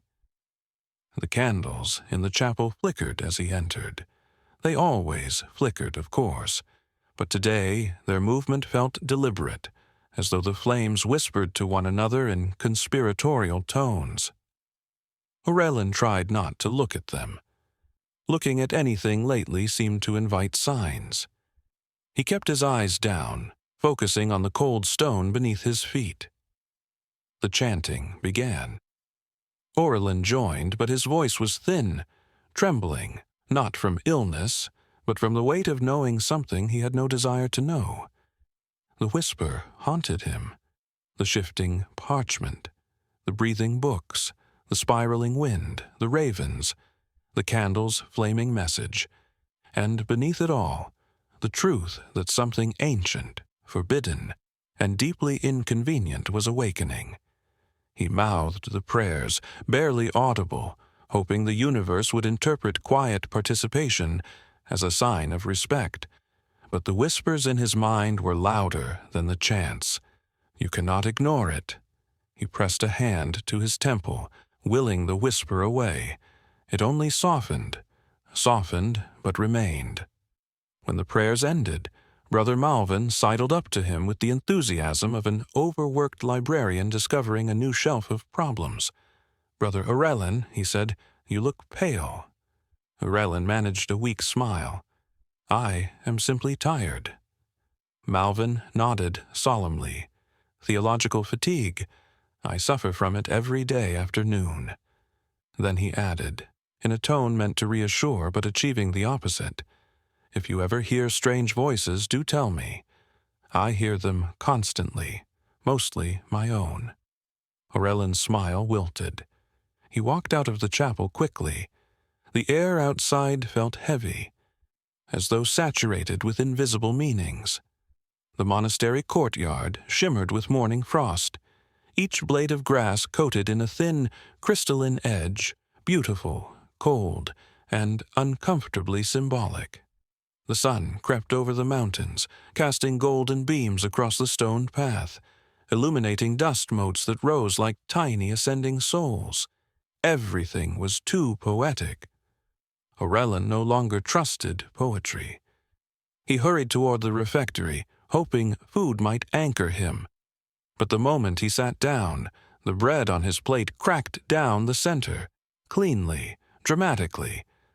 Aurelin stared at it. Brother Thelric watched from across the table, wide-eyed. "A sign," he whispered. Aurelin hissed, "It is bread." "It is symbolic bread," Thelric whispered. Aurelin replied, "All bread is symbolic in a monastery." Thelric nodded gravely, satisfied. Aurelin sighed and pushed the bread aside. He could not endure symbolic carbohydrates before dawn. The day unfolded with the grim inevitability of a prophecy written in pen rather than pencil. At every corner, at every task, at every silent pause where one might ordinarily find peace, Aurelin instead found reminders, subtle, infuriating, mocking reminders, that the universe had selected him for something he had absolutely no intention of participating in. During herb tending, the basil leaves turned toward him all at once, as though acknowledging a celebrity. During scripture copying, the ink blotted into a shape resembling an eye. During meditation, he felt a presence behind him. When he looked back, no one, nothing. Only a candle, burning too steadily, as if holding its breath. By afternoon, Aurelin was unraveling so thoroughly that even Brother Lorien broke his vow of silence long enough to murmur, "You are not well." Aurelin tried to laugh it off. The laugh emerged brittle, sharp, and unconvincing. "I assure you," he said, "I am fine." Brother Lorien placed a hand on Aurelin's shoulder. "You," he said softly, "are vibrating." Aurelin was indeed vibrating. like a spiritual tuning fork struck too many times in too many conflicting tones. He excused himself and retreated to the one place he had avoided with mounting dread, his cell. He closed the door behind him. Leaning against it, he exhaled. Long, trembling, ragged. Silence swallowed him, thick and heavy. For a moment he allowed himself to believe that perhaps, just perhaps, he might rest, that maybe the signs would pause, that the universe, mercifully, would grant him even the smallest reprieve. The moment lasted 4 seconds. Then the page on his desk fluttered. Orelin froze. "No," he whispered. The page fluttered again. There was no wind. He stepped forward slowly, as though approaching a wild animal. The page shifted, unfolding itself, not fully, just enough to reveal a corner marred by ink forming the beginning of a word. Orelin closed his eyes tightly. "I refuse." The word formed anyway. "Listen." Orelin stepped back, shaking his head. "No, I will not. I am not listening. I will never listen. I am closing my ears. Actually, I am closing everything." He pressed his hands over his ears. The word deepened. Ink thickened. Letters sharpened. "Listen." Orelin collapsed onto the cot, burying his face in his hands. "Why me?" he whispered. "Why not someone more prepared, more stable? Someone who sees symbols in clouds and loves decoding spiritual mysteries. Someone who wants signs." The whisper in his mind did not answer. It only continued, persistent, patient, unavoidable. He curled onto his side, trembling. There are crises of faith that arrive with grandeur, with lightning, thunder, divine proclamations. Orelin's crisis arrived with paper and whispers, paper that breathed, paper that insisted. He felt his internal foundations shift. Those delicate scaffolds of belief and routine and familiar ritual, the things that had held him steady for so long, began to shake. "What do you want from me?" he whispered. The silence thickened. Then a rustle, soft, slow, purposeful. Not from the desk, not from the page, from beneath the floorboards. Orelin stiffened. "No," he whispered. "Not again." The rustle continued. A deep, low rumble vibrated through the stones beneath him, subtle, but unmistakable. It felt like breath. Orelin stumbled back, pressing against the wall. His heart hammered. His thoughts spiraled. He whispered, "This is not happening." But it was. The rustle beneath the floor stopped. Silence spread across the room like a curtain falling. Then, a single, deliberate knock. From the inside of the floor, Orelin's breath hitched. He whispered, "No." Another knock, softer, closer, like a question. He bolted from the room, robe flaring behind him like a terrified moth. He sprinted down the corridor, ignoring the startled looks of passing monks. He ran until he reached the sanctuary, a place where silence was supposed to be peaceful rather than ominous. He collapsed onto a pew, panting. Everything was unraveling. His certainty, his sanity, his understanding of how floors should behave. He buried his face in his hands again. "God," he whispered, "I am begging you, intervene. Clarify, interrupt, something. Please." Silence. No divine interruption. No miraculous explanation. Just the soft creak of old wood and the echo of his own trembling breath. Brother Anselm soon entered, walking with the slow grace of an elder who had seen too much and understood too little. He sat beside Orelin. "Suffering," he said softly, "is simply the soul stretching." Orelin stared at him. "My soul is not stretching. It is unraveling like a badly woven rug." Anselm nodded sympathetically. "Rugs do unravel. It is their nature." Orelin groaned. Anselm placed a gentle hand on his shoulder. "Tell me." Orelin hesitated. He wanted to share the burden.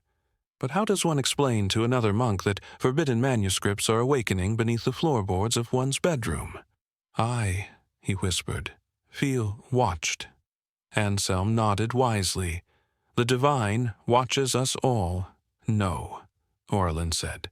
"Not the divine specifically. More like everything." Anselm considered this. "Then perhaps everything has something to teach you." Orelin stared ahead, hollow. "I do not want lessons." Anselm smiled softly. "Lessons do not require your enthusiasm." Orelin whispered, "I think I am losing my faith." Anselm shook his head. "No, you are losing your illusion of faith. It is not the same." Orelin swallowed hard. "You think this crisis is a gift?" he asked bitterly. Anselm shrugged. "Spiritual gifts often arrive disguised as breakdowns." Orelin leaned back, exhausted. He whispered, "I am scared." Anselm looked at him with eyes full of dust and kindness. "Good. Fear means something important is waking." Orelin flinched at the word. Waking. A word he did not want to hear. He stood abruptly. "I must go."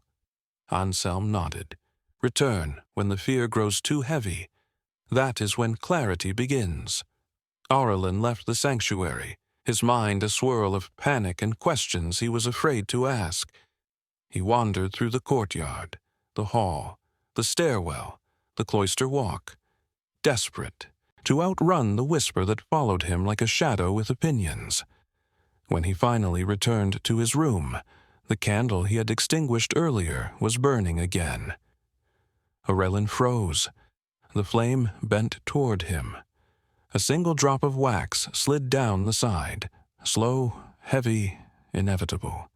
It reached the base, hardened, cracked, formed two lines, two unmistakable lines, letters in wax. Soon, Orelin felt his breath leave him. He collapsed to his knees. His crisis was no longer a descent, it was a fall, and the ground was nowhere in sight. There is a moment, quiet, fragile, strangely ceremonial, when a human being realizes he is no longer in control of his own narrative. Philosophers have written about it for centuries, usually while pretending it was a voluntary spiritual epiphany rather than a cosmic ambush. Monks, however, know it intimately. They call it the hour of surrender, the hour when the mind, exhausted from wrestling the ineffable, simply lets go. Orelin entered that hour not with grace or dignity, but with the trembling disorientation of a man whose reality had been renegotiated without his consent. No one chooses their breaking point. It chooses them. And it had chosen Orelin at the most inconvenient time imaginable, right after evening prayer, when all he wanted was a crumb of peace, and perhaps, if the heavens were feeling charitable, a dreamless sleep. But peace, like clarity, had stopped taking his calls. It began with the bells. Orelin was walking across the courtyard, the last embers of sunset clinging to the mountains like reluctant witnesses, when the bells overhead began to ring without reason or rhythm. Not the scheduled bell, not the call to prayer, not even the emergency bell used when Brother Malvin set something on fire again. These bells rang wrong, disjointed, chaotic, almost conversational. Orelin froze. The metal tones clashed against one another, vibrating the air, echoing through the stone corridors like frantic heartbeats. The monks rushed into the courtyard, robes flaring, faces tight with confusion. "What is happening?" Brother Thelric shouted. "The tower is possessed!" Brother Malvin cried, which was his standard explanation for anything mechanical behaving unexpectedly. Even the abbot looked unsettled. He stared up at the swaying bells with a mixture of awe and indigestion. "Brothers," he declared, "the heavens are speaking." But the heavens, if they were speaking, were doing so in a dialect no one wanted to decipher. Aurelin stepped backward slowly, pulse racing. His knees trembled. His mouth went dry. He felt it again, that presence, that invisible pressure, that pulling sensation deep inside his chest, like something tugging at the threads of his soul. Not malicious, not benevolent, just insistent. And then, impossibly, one of the bells stopped mid-swing. Stopped, as though held by an unseen hand. The courtyard fell silent. Every monk stared. Aurelin felt the world tilt. A single resonant thum rolled out of the suspended bell, low, deep, ancient. The kind of sound that feels less like hearing and more like remembering. Aurelin's vision blurred. His breath stuttered. Something buzzed in his ears, as though the universe were gently tapping the microphone before delivering a difficult truth. And then, his name. Not spoken aloud. Spoken inside him. Aurelin. He staggered backward, clutching his chest. The monks looked at him, concerned. "Are you well?" Brother Lorien asked. Aurelin opened his mouth, but no sound emerged. He shook his head violently and fled, pushing past the brothers, stumbling across the courtyard, through the cloister hall, down the dim corridor that led to the library, because he knew. He knew where the presence wanted him. He did not want to go. He went anyway. His breath came in ragged bursts as he reached the heavy wooden door. His hand trembled violently as he pushed it open. The library was dark, too dark. Not the gentle candlelit shadows he knew. This darkness felt alive, breathing, waiting. Aurelin whispered, "Please, no." He stepped inside. Behind him the door closed of its own accord, quietly, firmly. The candles along the wall flickered to life in slow procession one by one, illuminating the shelves like the lighting of an ancient ritual. Aurelin watched in terror, his thoughts spiraling, his breath unsteady. The forbidden shelf glowed faintly, not with light, with presence. Everything in the room seemed oriented toward it, like needles aligning to a magnetic force. And then he saw it. The book. For the first time, no longer buried beneath scrolls or hidden by dust. It sat upright on the shelf, as though it had emerged from darkness, the way a creature pokes its head out of a burrow, curious and terribly aware. It was bound in cracked, darkened leather. Thick, heavy, silent, yet radiating a pressure that settled into Aurelin's bones. His legs nearly buckled. He whispered, "No, no, no." But the whisper inside him returned. Yes. He stepped closer. Not by choice. His body moved with the slow inevitability of a dream, each step sinking into the thick air, each breath a fragile thread. When he reached the shelf, the book shifted. No hands touched it. It simply leaned forward, inviting. Aurelin reached out a trembling hand. He pulled it back, reached again, pulled back again. He repeated this several times like a man attempting to pet a dangerous animal while simultaneously remembering that he would very much prefer to keep his fingers. "Please," he whispered to the silent room, "someone else, anyone else. I am not equipped for this. I am barely equipped for normal monastic duties." The book did not care. It pulsed faintly like a heartbeat. Aurelin finally touched it. The leather was warm, hot even, alive. He jerked his hand back, eyes wide.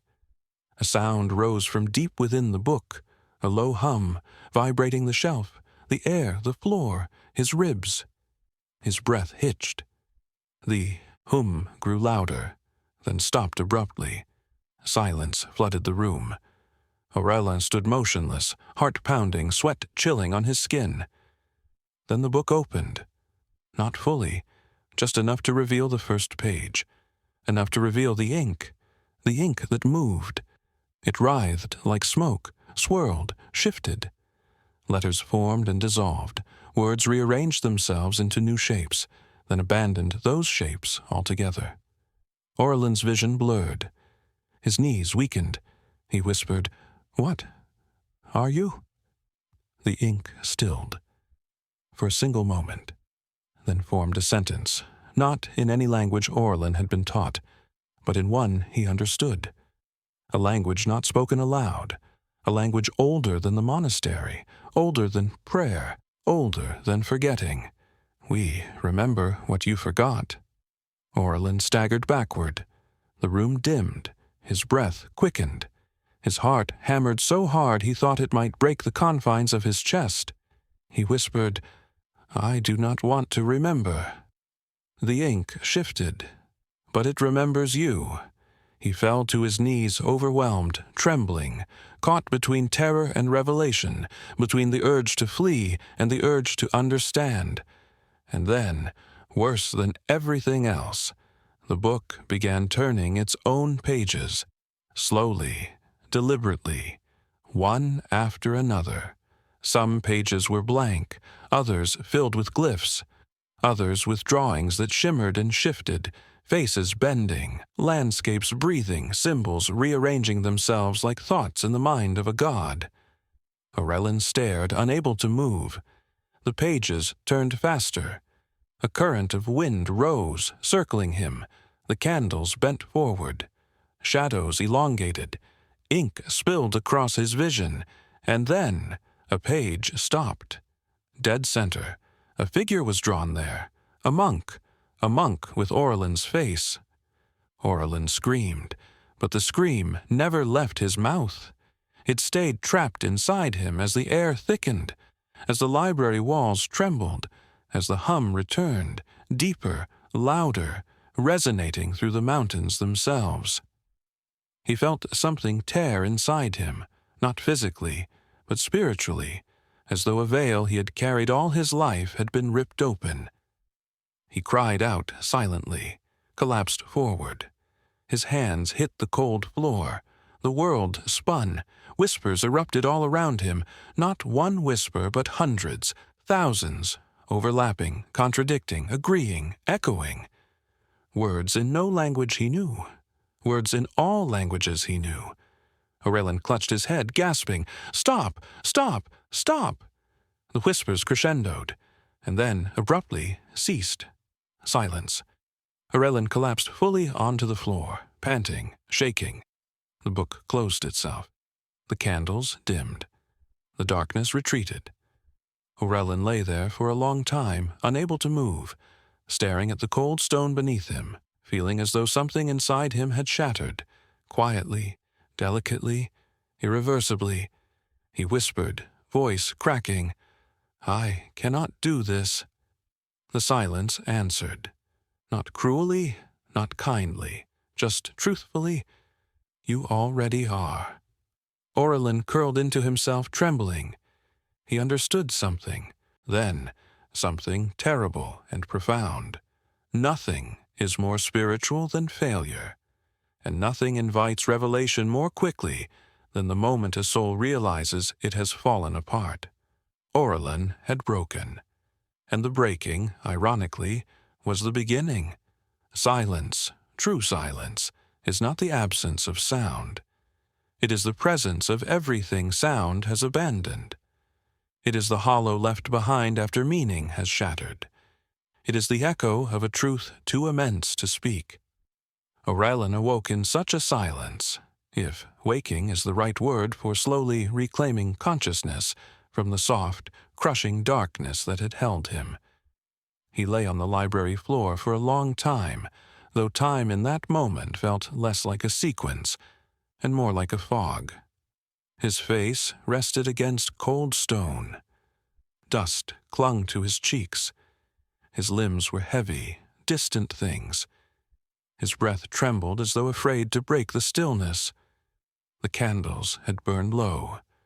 Their wax had dripped into strange, twisted shapes, shapes that suggested symbols, messages, even figures. But Orelin refused to look too long. He feared the wax might decide to rearrange itself while he watched, and he had seen quite enough movement from inanimate objects to last a lifetime. For a brief, fragile moment, he wondered if everything that had happened had simply been a dream, an elaborate nightmare woven from exhaustion and imagination, and perhaps a dangerous quantity of incense fumes. But the silence surrounding him was not the silence of waking. It was too deep, too expectant, too filled with the aftertaste of revelation. He pushed himself up, groaning softly. His hands shook. The world wavered like heat rising off the desert stone. He glanced toward the forbidden shelf. The book sat exactly where it had been before it opened itself, still, silent, innocently closed, as though nothing at all had occurred. Orlin stared wide-eyed, throat tight. If he'd had the strength, he might have thrown something at it, or cried, or begged it to kindly leave him out of its future plans. Instead, he whispered, "Please, let this be over." The book, stubbornly unhelpful, did not respond. Orlin stumbled to his feet, gripping the edge of a table for balance. His legs felt like they belonged to a newborn foal, wobbly, unreliable, confused about how physics worked. He made his way to the door, his robe dragging behind him like the train of a reluctant bride being forced down an aisle she never agreed to walk. When his fingers touched the door handle, he hesitated. The silence around him deepened, thickened, wrapped around his ribs like a cold ribbon. He whispered, "Do not follow me." The silence remained. He pushed open the door and stepped out into the corridor. It was empty, utterly empty, not unusual. Monks treasured their nightly quiet, but Orlin felt the emptiness differently now, as though the walls themselves had withdrawn, politely recoiling from him, unwilling to participate in whatever sacred disaster he was tangled in. He walked slowly, each step echoing too loudly, the sound unnaturally crisp against the stone. He passed under torches whose flames bent away from him as he approached, a detail he absolutely refused to interpret. When he reached his cell, he stepped inside and closed the door behind him with a care he did not usually grant doors, as though afraid it might cry out in pain. His cot lay untouched. His small wooden desk sat quietly. His water basin reflected his pale, exhausted face. This was familiar, safe, a room that asked nothing of him except sleep. Orlin sat on the cot. His hands dangled between his knees. His breath came shallow, uneven. He expected thoughts to flood him, panic, questions, dread, but nothing came. His mind was too tired to spiral, too hollow to analyze. He felt emptied, drained, scraped clean of certainty and fear alike. Instead, there was silence, a silence that felt almost merciful. He lay back, staring at the ceiling. His chest rose and fell slowly. His eyes fluttered. Then, softly, like a memory rising from beneath deep water, "You already are." He squeezed his eyes shut. "Please," he whispered, "not now." But the whisper did not return. Instead, something stranger happened. The silence answered him, not with sound, with presence. A soft, dense awareness seeped into the room, not ominous, not comforting, just present, neutral, honest, as though truth itself had pulled up a chair beside his bed, waiting to see whether he would acknowledge it.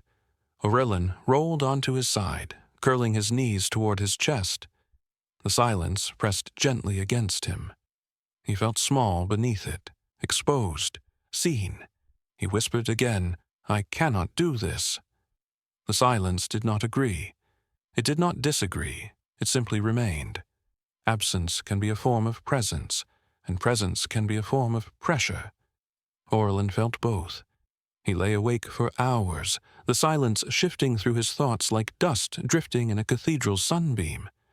He thought of the book, the ink, the turning pages, the figure with his face. He thought of the bells, the whispers, the signs. His faith, his poor, gentle, fragile faith, now cracked like thin ice underfoot. He whispered, "God, where are you?" The silence pressed closer, and Orlin understood painfully, ironically, that silence was sometimes the only holy answer. He slept eventually, not peacefully, not fully.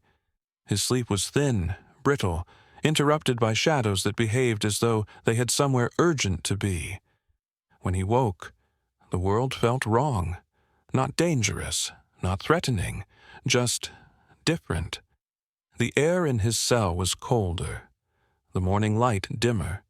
The sounds of the monastery, footsteps, murmured prayers, distant movement were muffled as though wrapped in cloth. He rose slowly, stretching sore muscles, and stepped outside. The corridor remained quiet, but the quiet felt strained, like monks holding their breath after witnessing something they could not interpret. Orlin walked toward the chapel, passing a novice who froze upon seeing him. The novice bowed awkwardly, eyes wide, as though greeting a man rumored to have survived lightning, fire, or divine audit. Orlin continued without comment. Inside the chapel, morning prayer unfolded as usual, voices chanting in harmony, incense curling into the air, candles trembling with soft golden glow.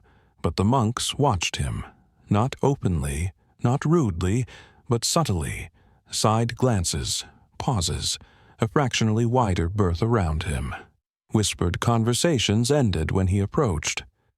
Brother Malvin made the sign of blessing twice when Orlin passed, once for him and once for himself. Orlin tried to join the chant. His voice cracked. The sound wavered. His breath caught. He felt hollow as he prayed, as though the words were falling through him like water through a broken vessel. After the service, the abbot approached him with unusual caution. "Brother Orlin," he said gently, "you look weary." Orlin nodded. "I am." The abbot hesitated. "We heard the bells last night." Orlin looked away. "Yes." The abbot paused again. "Do you know why they rang?" Orlin's throat tightened.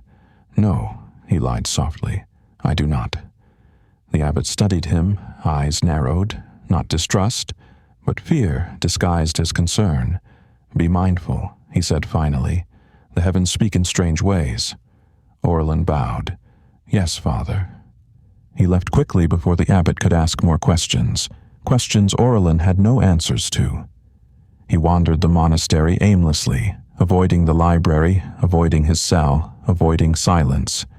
Yet silence followed him like an obedient shadow. He found himself in the gardens. Dew clung to the leaves. The air smelled of earth and growing things. Usually, this brought him peace. Not today. The basil plants turned toward him again. The rosemary branches trembled. The thyme hummed faintly. He muttered, "Stop that," and the plants settled, though he sensed they were mocking him politely. He fled the gardens. In the scriptorium, the quills stared at him accusingly, as though remembering how the parchment had twisted into messages.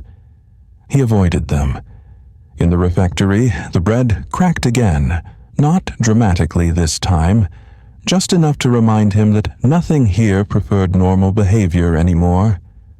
Everywhere he went, existence seemed to shift slightly, not enough to terrify, just enough to unsettle. Everything carried a faint echo of the whispering presence he'd felt in the library. Everything seemed to say, "We know." He found a quiet alcove near the old stone wall and sat there, head in his hands. "I cannot live like this," he whispered. "I cannot be watched. I cannot be chosen. I am not suited for revelation. I am barely suited for breakfast." A quiet breath of wind brushed past him, carrying dust with it. Dust that settled slowly, swirling in patterns he almost recognized. He closed his eyes tightly. "No," he whispered. "No more signs." "Please." The dust settled harmlessly. For a while, perhaps minutes, perhaps hours, Aurelin simply sat there, drifting between exhaustion and something deeper, something like surrender, not acceptance, not understanding, just surrender, the kind that comes when the mind has no more room for fear. He breathed slowly. He listened. And the silence, the heavy, thick, holy silence, finally shifted. Not into words, not into whispers, but into a feeling, a presence beside him, not the book, not the whisper, something quieter. Quieter even than silence. It felt like sitting beside someone who does not speak but keeps you company out of kindness. Aurelin's shoulders relaxed. His breath steadied. His heartbeat slowed. He whispered, "Are you here?" Silence answered. A different silence, a warmer silence, a silence that did not crush or press or pull, but simply was. Aurelin closed his eyes, and for the first time since the book awakened, he felt a single, fleeting second of peace.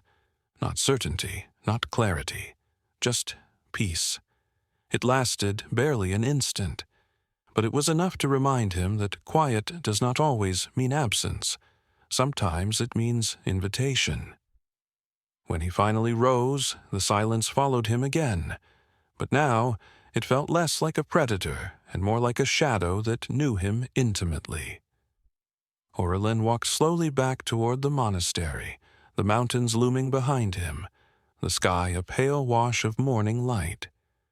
Something had ended. Something had begun. He did not know what. He only knew that peace, like revelation, rarely lasted, and the silence after the storm was simply the storm catching its breath. It happened, if it happened at all, on a day that began with absolutely no intention of being important. That, of course, is how important days prefer to operate. They sneak in dressed as ordinary, hoping you won't notice until something inside you has quietly rearranged itself. The monastery woke as it always did, reluctantly. Dawn slid over the mountains in thin, deliberate strokes. The bell rang with its usual alarming lack of subtlety. Monks shuffled through corridors like sleepwalking candles. Aurelin rose from his cot feeling as though someone had replaced his bones with questions during the night. His movements were slower. His eyes were dull. His faith, such as it was, lay somewhere between shaken and politely evacuated. The silence had followed him into sleep and out of it. Not empty silence, populated silence. It clung to him as he dressed. It walked beside him to the chapel. It knelt when he knelt. He felt like a man carrying a presence that refused to introduce itself. The chants that morning felt thin, like copies of ancient music. His voice joined them automatically, words spilling out without conviction.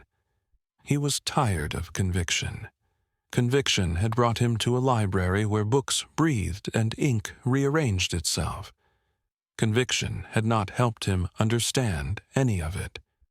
Conviction, in his experience, was overrated. He finished prayer. He moved with the others through the courtyard, listening to the crunch of frost beneath sandals, watching his breath fog in the air.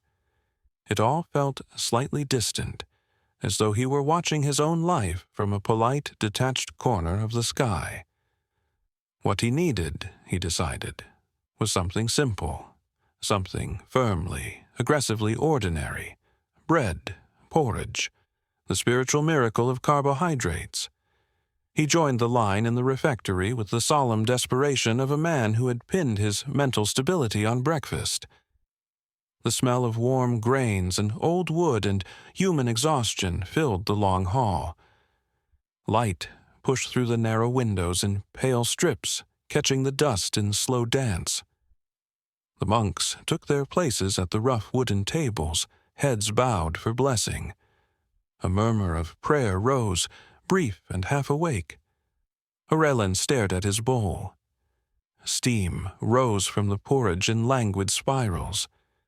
He watched it the way a prophet might watch a burning bush, hoping it would not decide to do anything dramatic. His stomach growled quietly, a far more honest prayer than any he had managed in days. He dipped his spoon, lifted it, paused, because the porridge shifted. Only slightly. It trembled in the spoon as though stirred by an invisible fingertip. Aurelin's hand began to shake.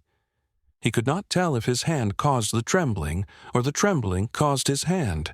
"Not now," he whispered to the bowl, which was a sure sign things had gone very badly.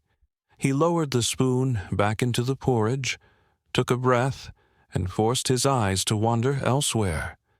Brother Thelric was across from him, eating with unnecessary intensity, as though chewing were a moral act. Brother Malvin had fallen half asleep over his bread, which was both worrying and remarkably on brand. Everything was fine, ordinary, mostly. Aurelin looked back at his bowl. The porridge had formed a spiral, a perfect spiral, not a vague curve that a desperate mind might interpret as meaningful. No, it was geometric, precise, deliberate. At its center, the spiral deepened into a small hollow, as though inviting his gaze inward. His first thought was, "I am very hungry." His second thought was, "This is absurd." His third thought was, "Of course this is happening." The spiral pulsed softly. Not visibly, no one else seemed to notice, but he felt it, as if the porridge, in defiance of culinary law, had acquired gravity.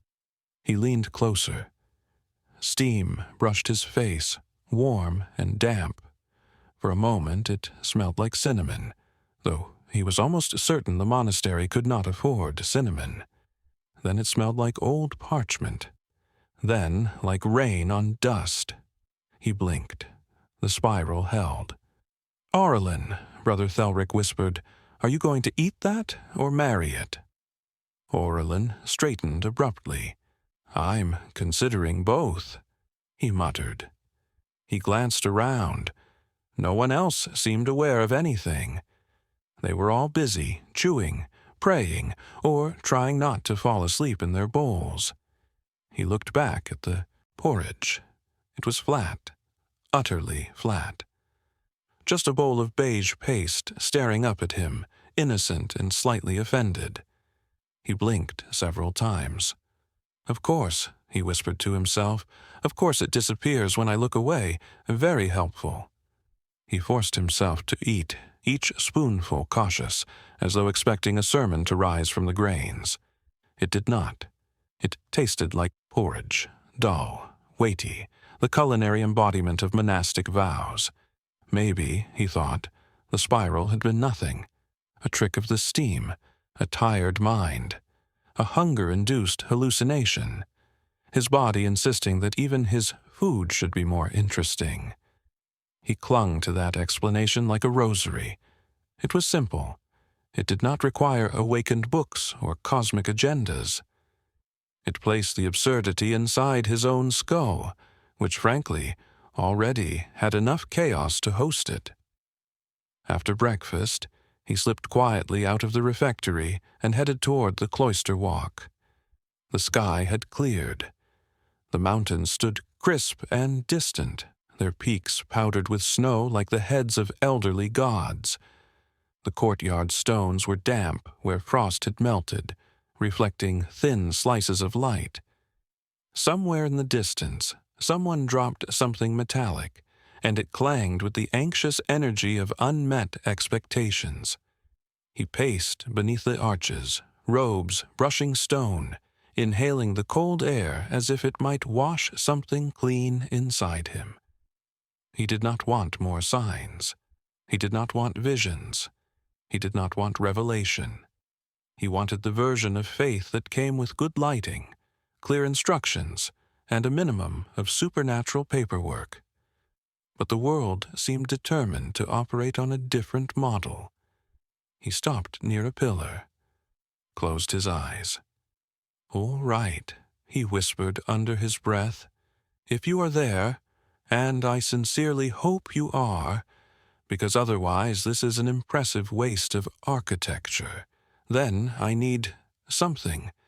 Something that is not a half-formed symbol or a mysteriously mobile candle. Something that does not require advanced interpretive skills or a background in mystical literacy. Something simple. He waited. A chill breeze slipped through the courtyard, tugging at his robe. Nothing else. He exhaled. Of course. He prepared to move on. Then he realized the breeze had not stopped. It had changed. It grew warmer, thicker. He opened his eyes slowly. The courtyard shimmered. Just a little. Enough for the edges of the arches to blur, enough for the mountains to smudge into soft gray shapes, enough for the stone beneath his feet to feel less solid and more like the idea of stone. Aurelin froze. "No," he whispered. "No." We agreed. Something simple. The world did not seem interested in their agreement. The light shifted, not brighter, not dimmer, just different, as if someone had adjusted a setting he didn't know existed. The colors deepened, shadows lengthened. Dust in the air became visible, swirling in slow, deliberate patterns that felt almost choreographed. Distantly, he could still hear the monastery, footsteps, murmurs, the metallic knock of pots. But the sounds were stretched, slowed, as though heard through water. He felt suddenly, acutely aware of his own breathing, his own heartbeat. The weight of his robes on his shoulders, the way his fingers curled slightly when he was afraid. A waking dream, he muttered, or a very unhelpful revelation. A shape moved at the edge of his vision. He turned. Nothing. Only the cloister, the sky, the mountain. He turned back, and the cloister was gone. He stood in the same posture with the same robe, the same hands, the same breath, but the world had shifted around him like a stage changing scenes while he blinked.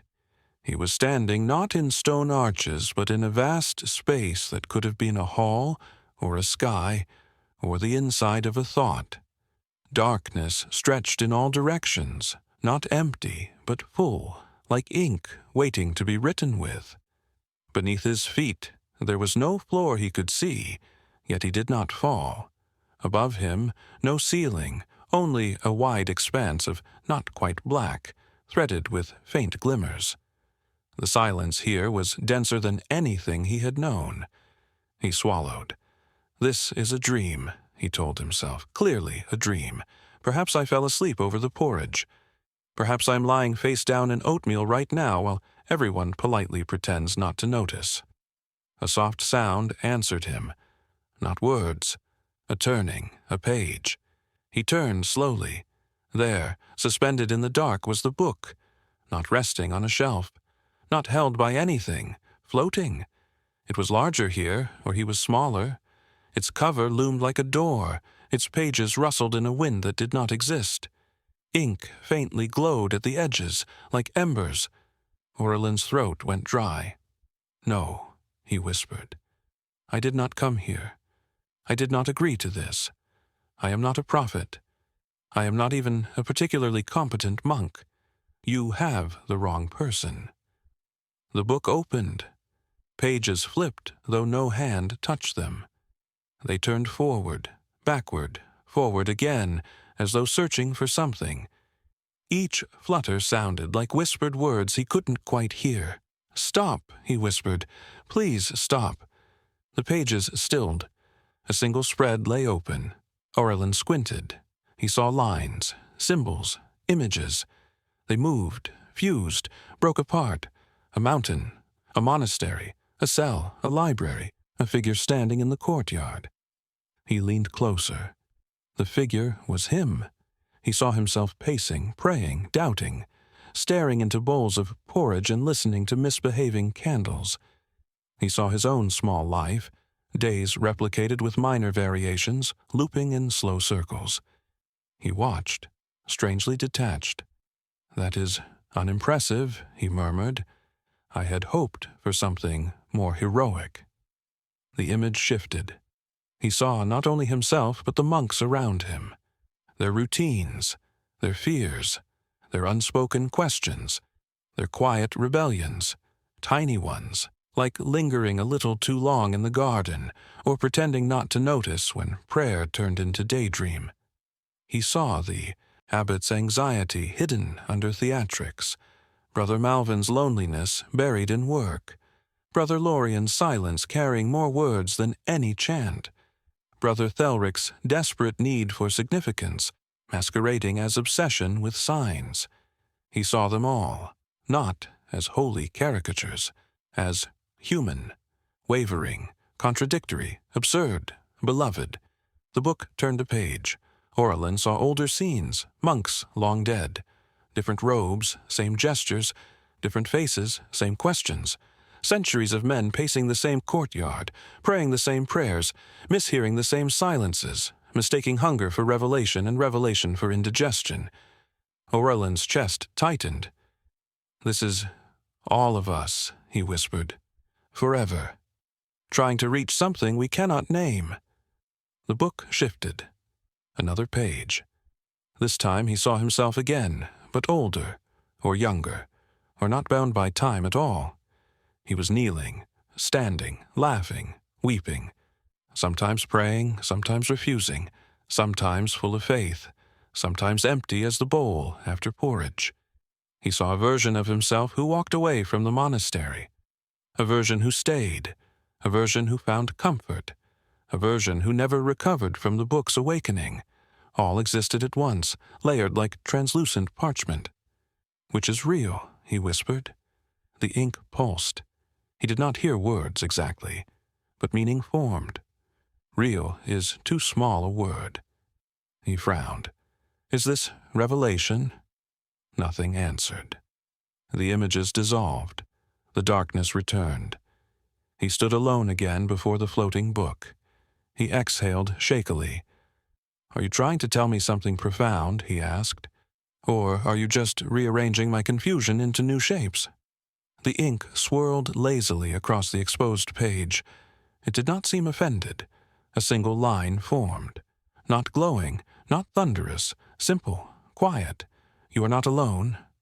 Orelin stared. "That is it?" he demanded. "That's the message. I am not alone?" "I already knew that. I live with 37 monks and several emotionally intense ravens." The line did not change. "You are not alone." He opened his mouth to argue, and felt something shift behind him. He turned. Darkness stretched outward, but now he saw them. Shapes. Figures from across time. Monks, pilgrims, doubters, exhausted mothers, frightened children, aging priests, nameless souls. Some in robes, some in rags, some in clothes he could not identify.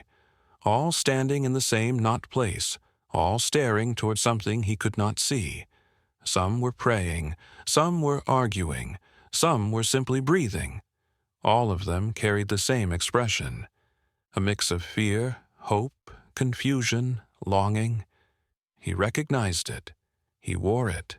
"You are not alone," the presence repeated, not in words, not in sound, but in the slow, undeniable realization that every question he carried was not uniquely his.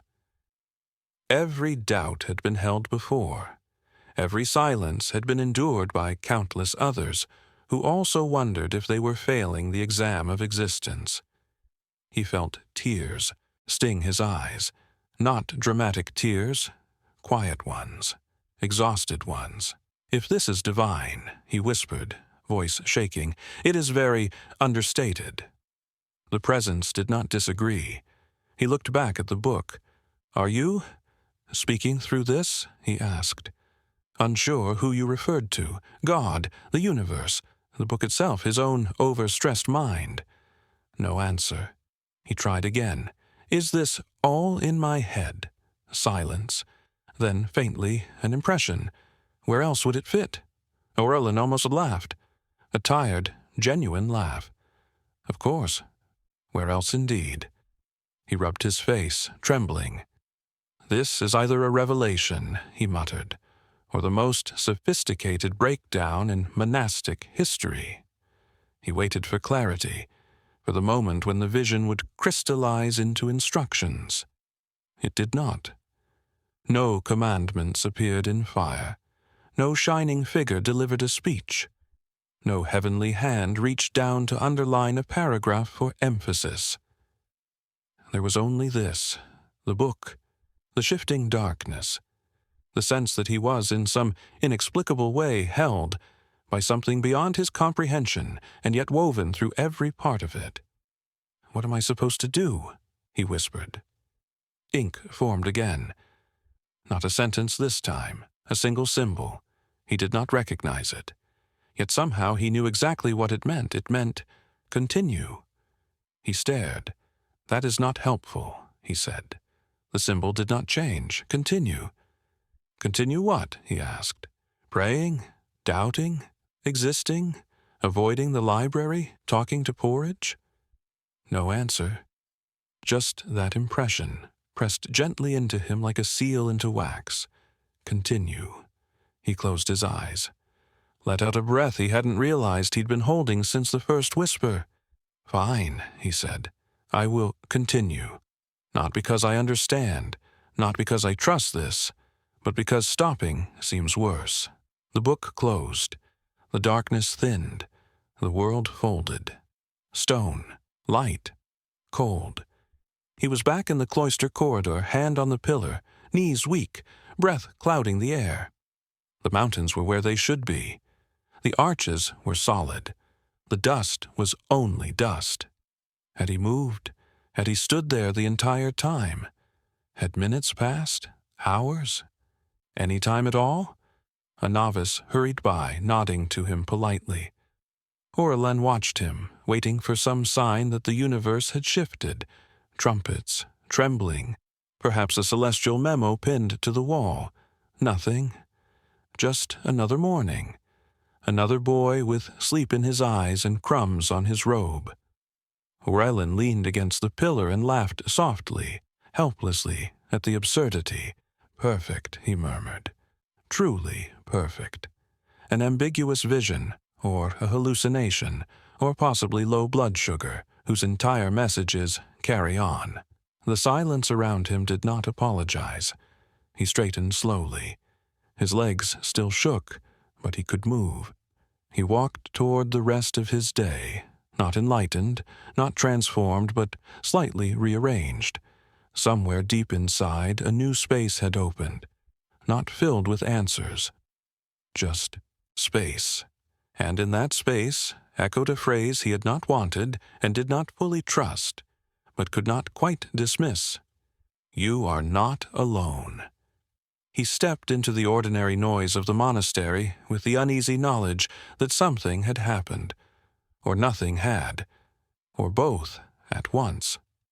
Whatever it was, it refused to explain itself. Which, he suspected, was the most divine part of all. The morning after Aurelin's ambiguous revelation dawned with an unsettling sense of normalcy, the kind that feels staged. The sky wore its usual pale blue. The bells rang in their ordinary, mildly passive-aggressive fashion. The monastery stirred with its customary combination of devotion and chronic sleep deprivation.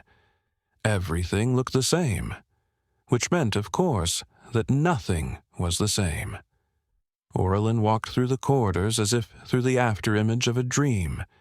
He wasn't certain whether he was awake, or if wakefulness had simply changed its definition overnight. His feet touched the stones he had walked for decades, but they felt different, either lighter or heavier, he could not decide. His breath came in soft plumes, and each one seemed to carry a question he did not know how to answer. He passed Brother Lorien, who offered a silent nod. He passed Brother Thelric, who seemed unusually quiet, an alarming sign in itself. He passed the abbot, who looked at Aurelin with the expression of a man who has misplaced an important theological document and suspects Aurelin might be the document. But no one asked him anything. No one confronted him.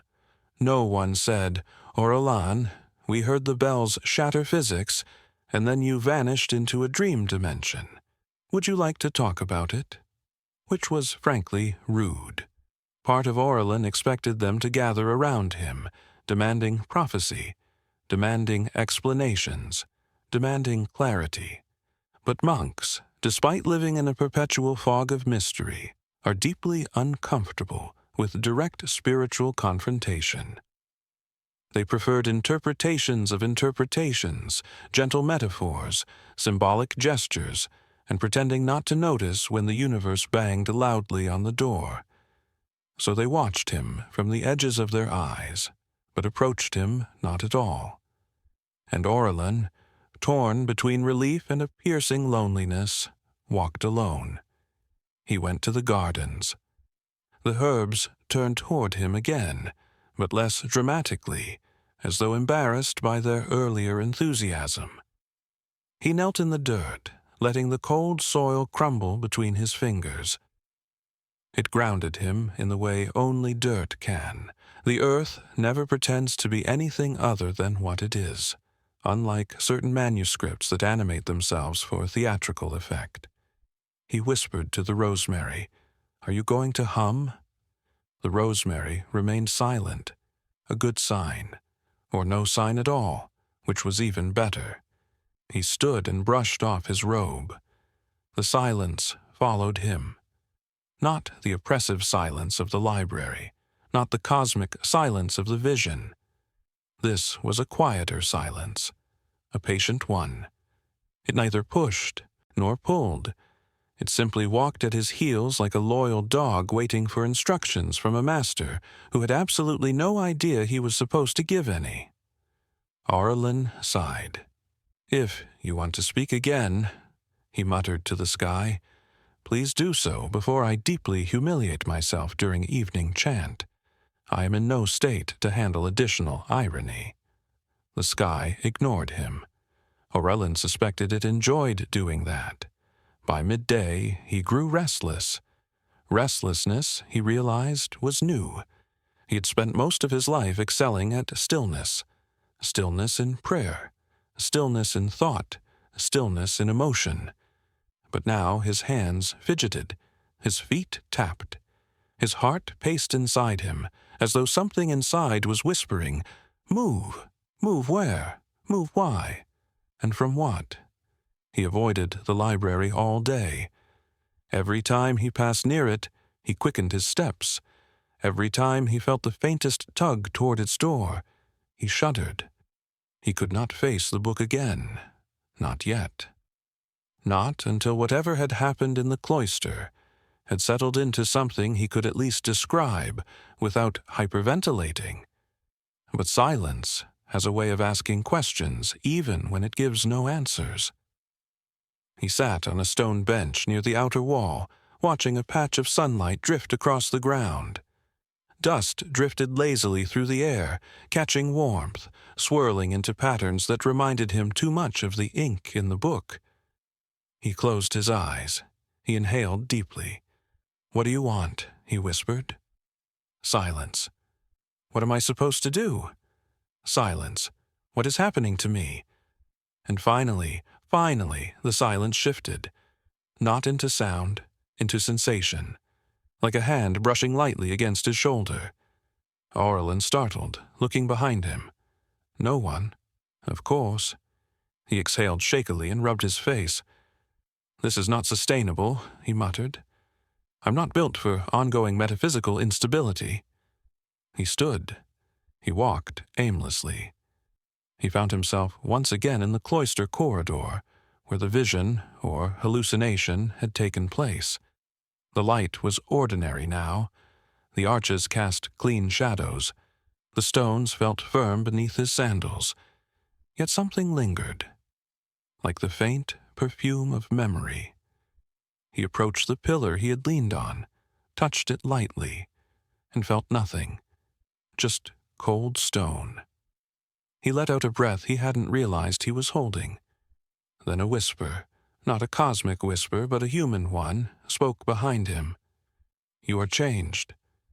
Orellin turned sharply. Brother Anselm stood there, leaning on his cane, beard full of dust and secrets. Orellin attempted to smile. Changed how? Anselm squinted. You walk differently, like someone who has recently argued with existence. Orellin blinked. I suppose that is accurate. Anselm approached him slowly, placing one hand on the pillar. When the bells rang, he said softly, I thought of you. Why? Orellin whispered. Because fear makes noise, Anselm answered. But truth rings.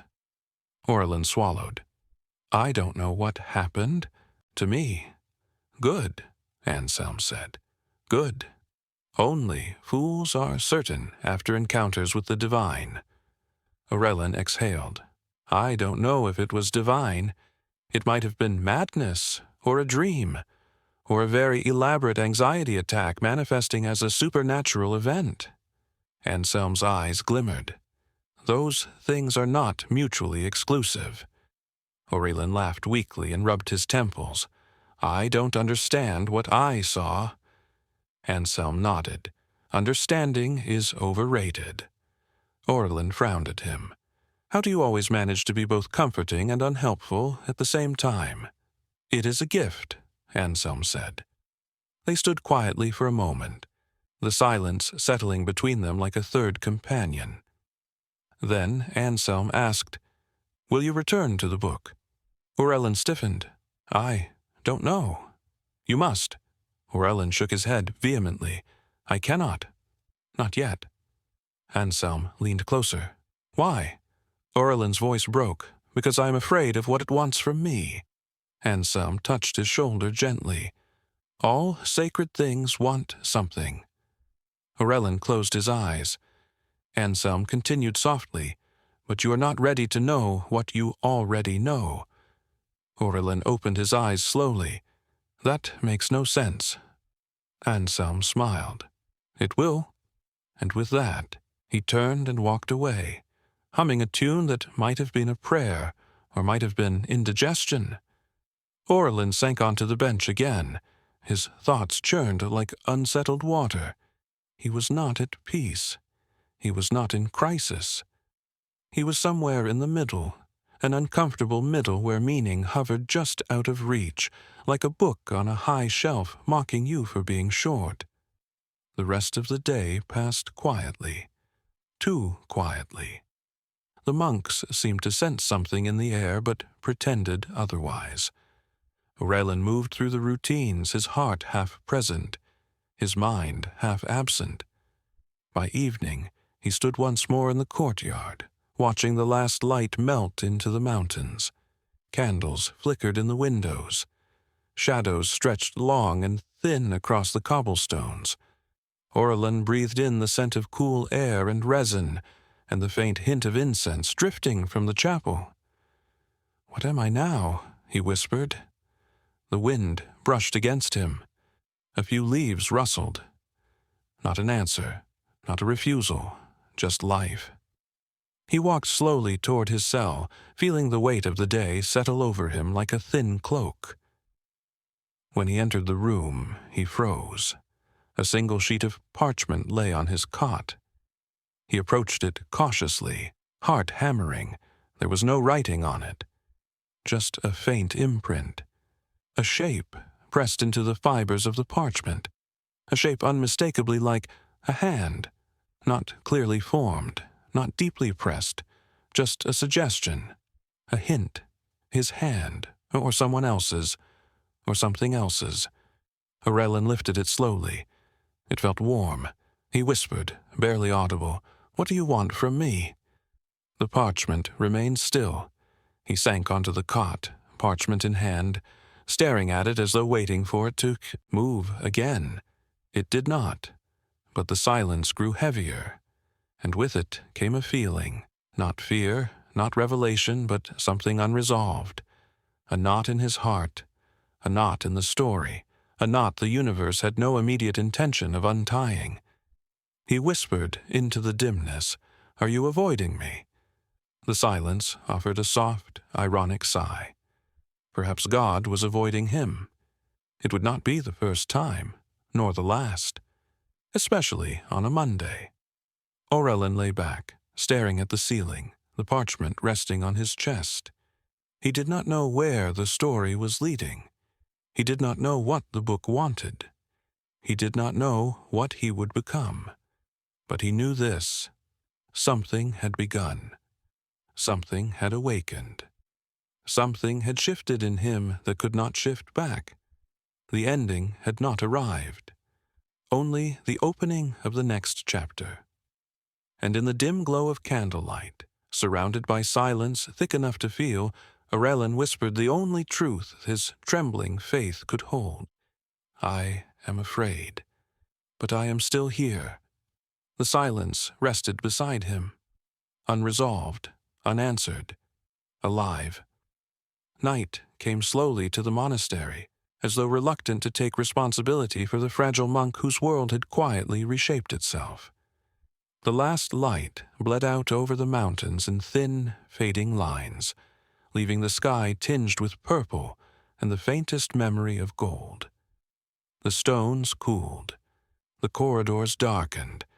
Candles were lit reluctantly, sleepily, one by one, each flame shivering as if uncertain about participating in whatever cosmic narrative Orelin had stumbled into.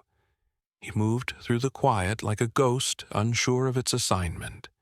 The events of the previous days clung to him in layers: the whisper, the book, the vision, the symbols in porridge, the ravens, the bells.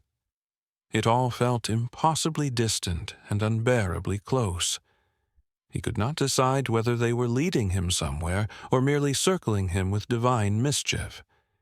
His feet took him, not consciously, not intentionally, to the courtyard, where the air carried the faint scent of cooled stone and extinguished incense.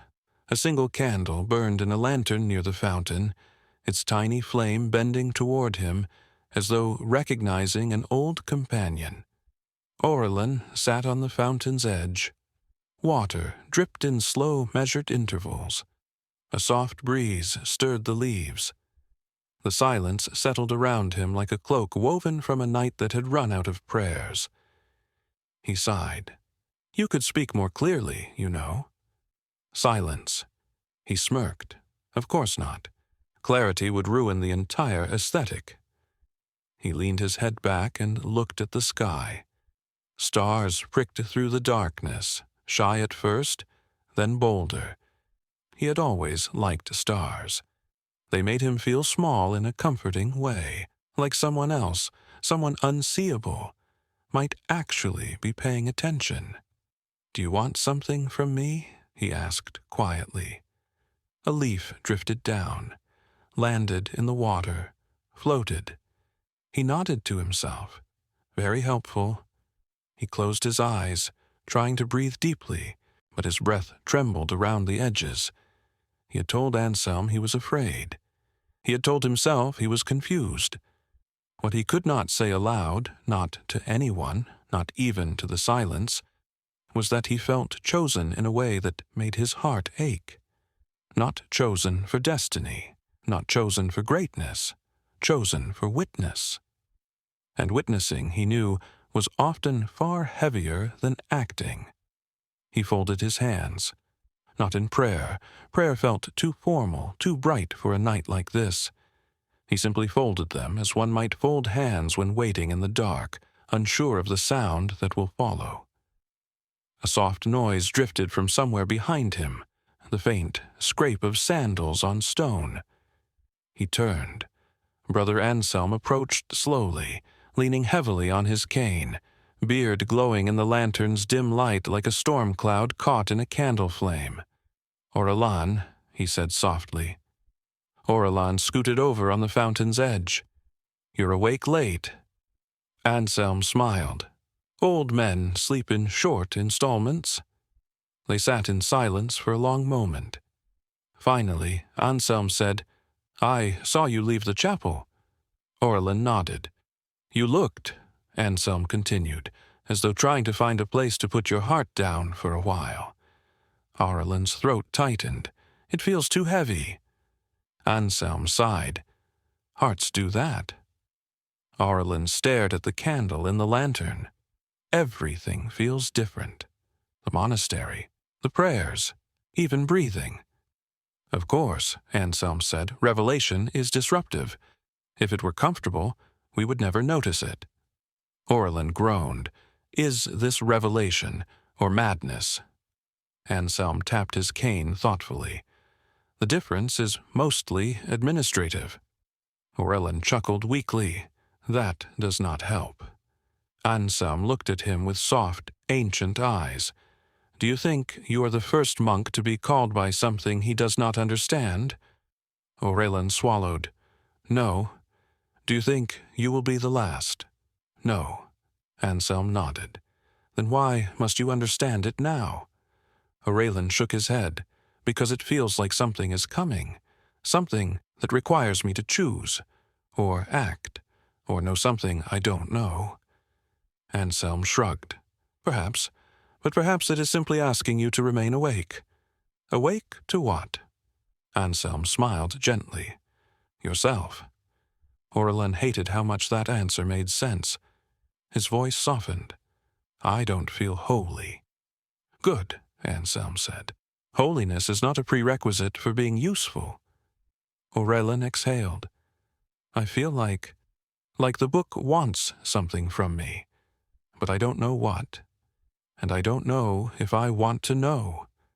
Anselm's eyes glimmered in the candlelight. Then you are standing precisely where all true seekers stand, on the thin line between fear and curiosity. Aurelin looked down at his hands. I don't want to destroy my faith. Anselm placed a gentle hand on his shoulder. Faith does not break, Aurelin. It molts. Aurelin blinked. Molts? Like a snake, Anselm clarified, or a very confused butterfly. That is terrible imagery. Yes, Anselm said. It is also accurate. The fountain continued dripping softly, as though punctuating the conversation with slow, watery commas. Aurelin whispered, What if I am not meant to read the book? Anselm replied, Then it would not call you. But I don't want it to call me. Calling rarely considers preference. Aurelin groaned again. This is the worst guidance I've ever received. Anselm patted him on the back. You're welcome. Then the old monk stood slowly, joints creaking in dignified protest. He turned to leave, but paused. Aurelin, he said softly, whatever happens next, remember, fear means the story isn't finished. Aurelin looked up. Will it ever be finished? Anselm smiled, walked off into the dark, and offered the kindest, most aggravating answer possible. Not in your lifetime. Aurelin stared after him. The courtyard returned to stillness. He breathed deeply and let the silence settle over him like cold water. Eventually he rose. His legs felt steadier, his heart slightly less frantic. Not because anything had become clearer, but because for once, confusion felt shared. He walked back to his cell slowly, lantern glow following him like a hesitant companion. Inside, the room was exactly as he had left it. The cot, the desk, the unlit candle, the sheet of parchment with the faint imprint of a hand. He touched the parchment gently. It was cool now, still, uninterpretable. He set it aside and lit the candle. Its flame blossomed softly, illuminating the room in warm, trembling gold. Shadows stretched across the stone walls, climbing and curling like silent monks entering a midnight prayer. He sat on the edge of his cot. This is not an ending, he whispered. The flame wavered. This is not a beginning either. The flame leaned slightly to the right. This is something in between. The flame steadied. Aurelin felt tears prick his eyes, unexpected, almost embarrassing, but they did not fall. They hovered, like thoughts not yet ready to commit themselves. He lay back, staring at the ceiling as the candlelight flickered gently over the room. The silence settled around him again. Not oppressive, not heavy, just present, alive. He exhaled. "Whoever you are," he whispered softly, "wherever you are, or whatever you are, I'm listening. Even if I don't know how to hear." The silence answered, not with revelation, not with vision, not with certainty, but with the quiet companionship that had followed him since the book stirred. An unfinished ending. A question mark shaped like a heartbeat. A door half open, half closed. A story that refused to resolve itself.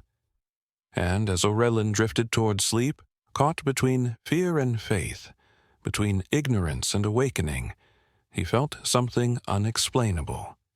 Not peace, not clarity, but readiness. He was ready, not for answers, not for prophecy, but for the next whisper in the dark. And the candle burned beside him, steady and patient, as though guarding the space where his next question would grow.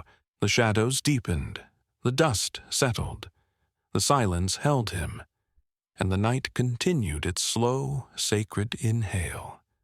If this story kept you awake a little longer tonight, if it stirred something gentle and uneasy in the quiet corners of your heart, if you felt the echo of your own doubts and your own longing flicker through Aurelin's journey, subscribe to Religious Night Stories, where faith never sleeps, even if you do.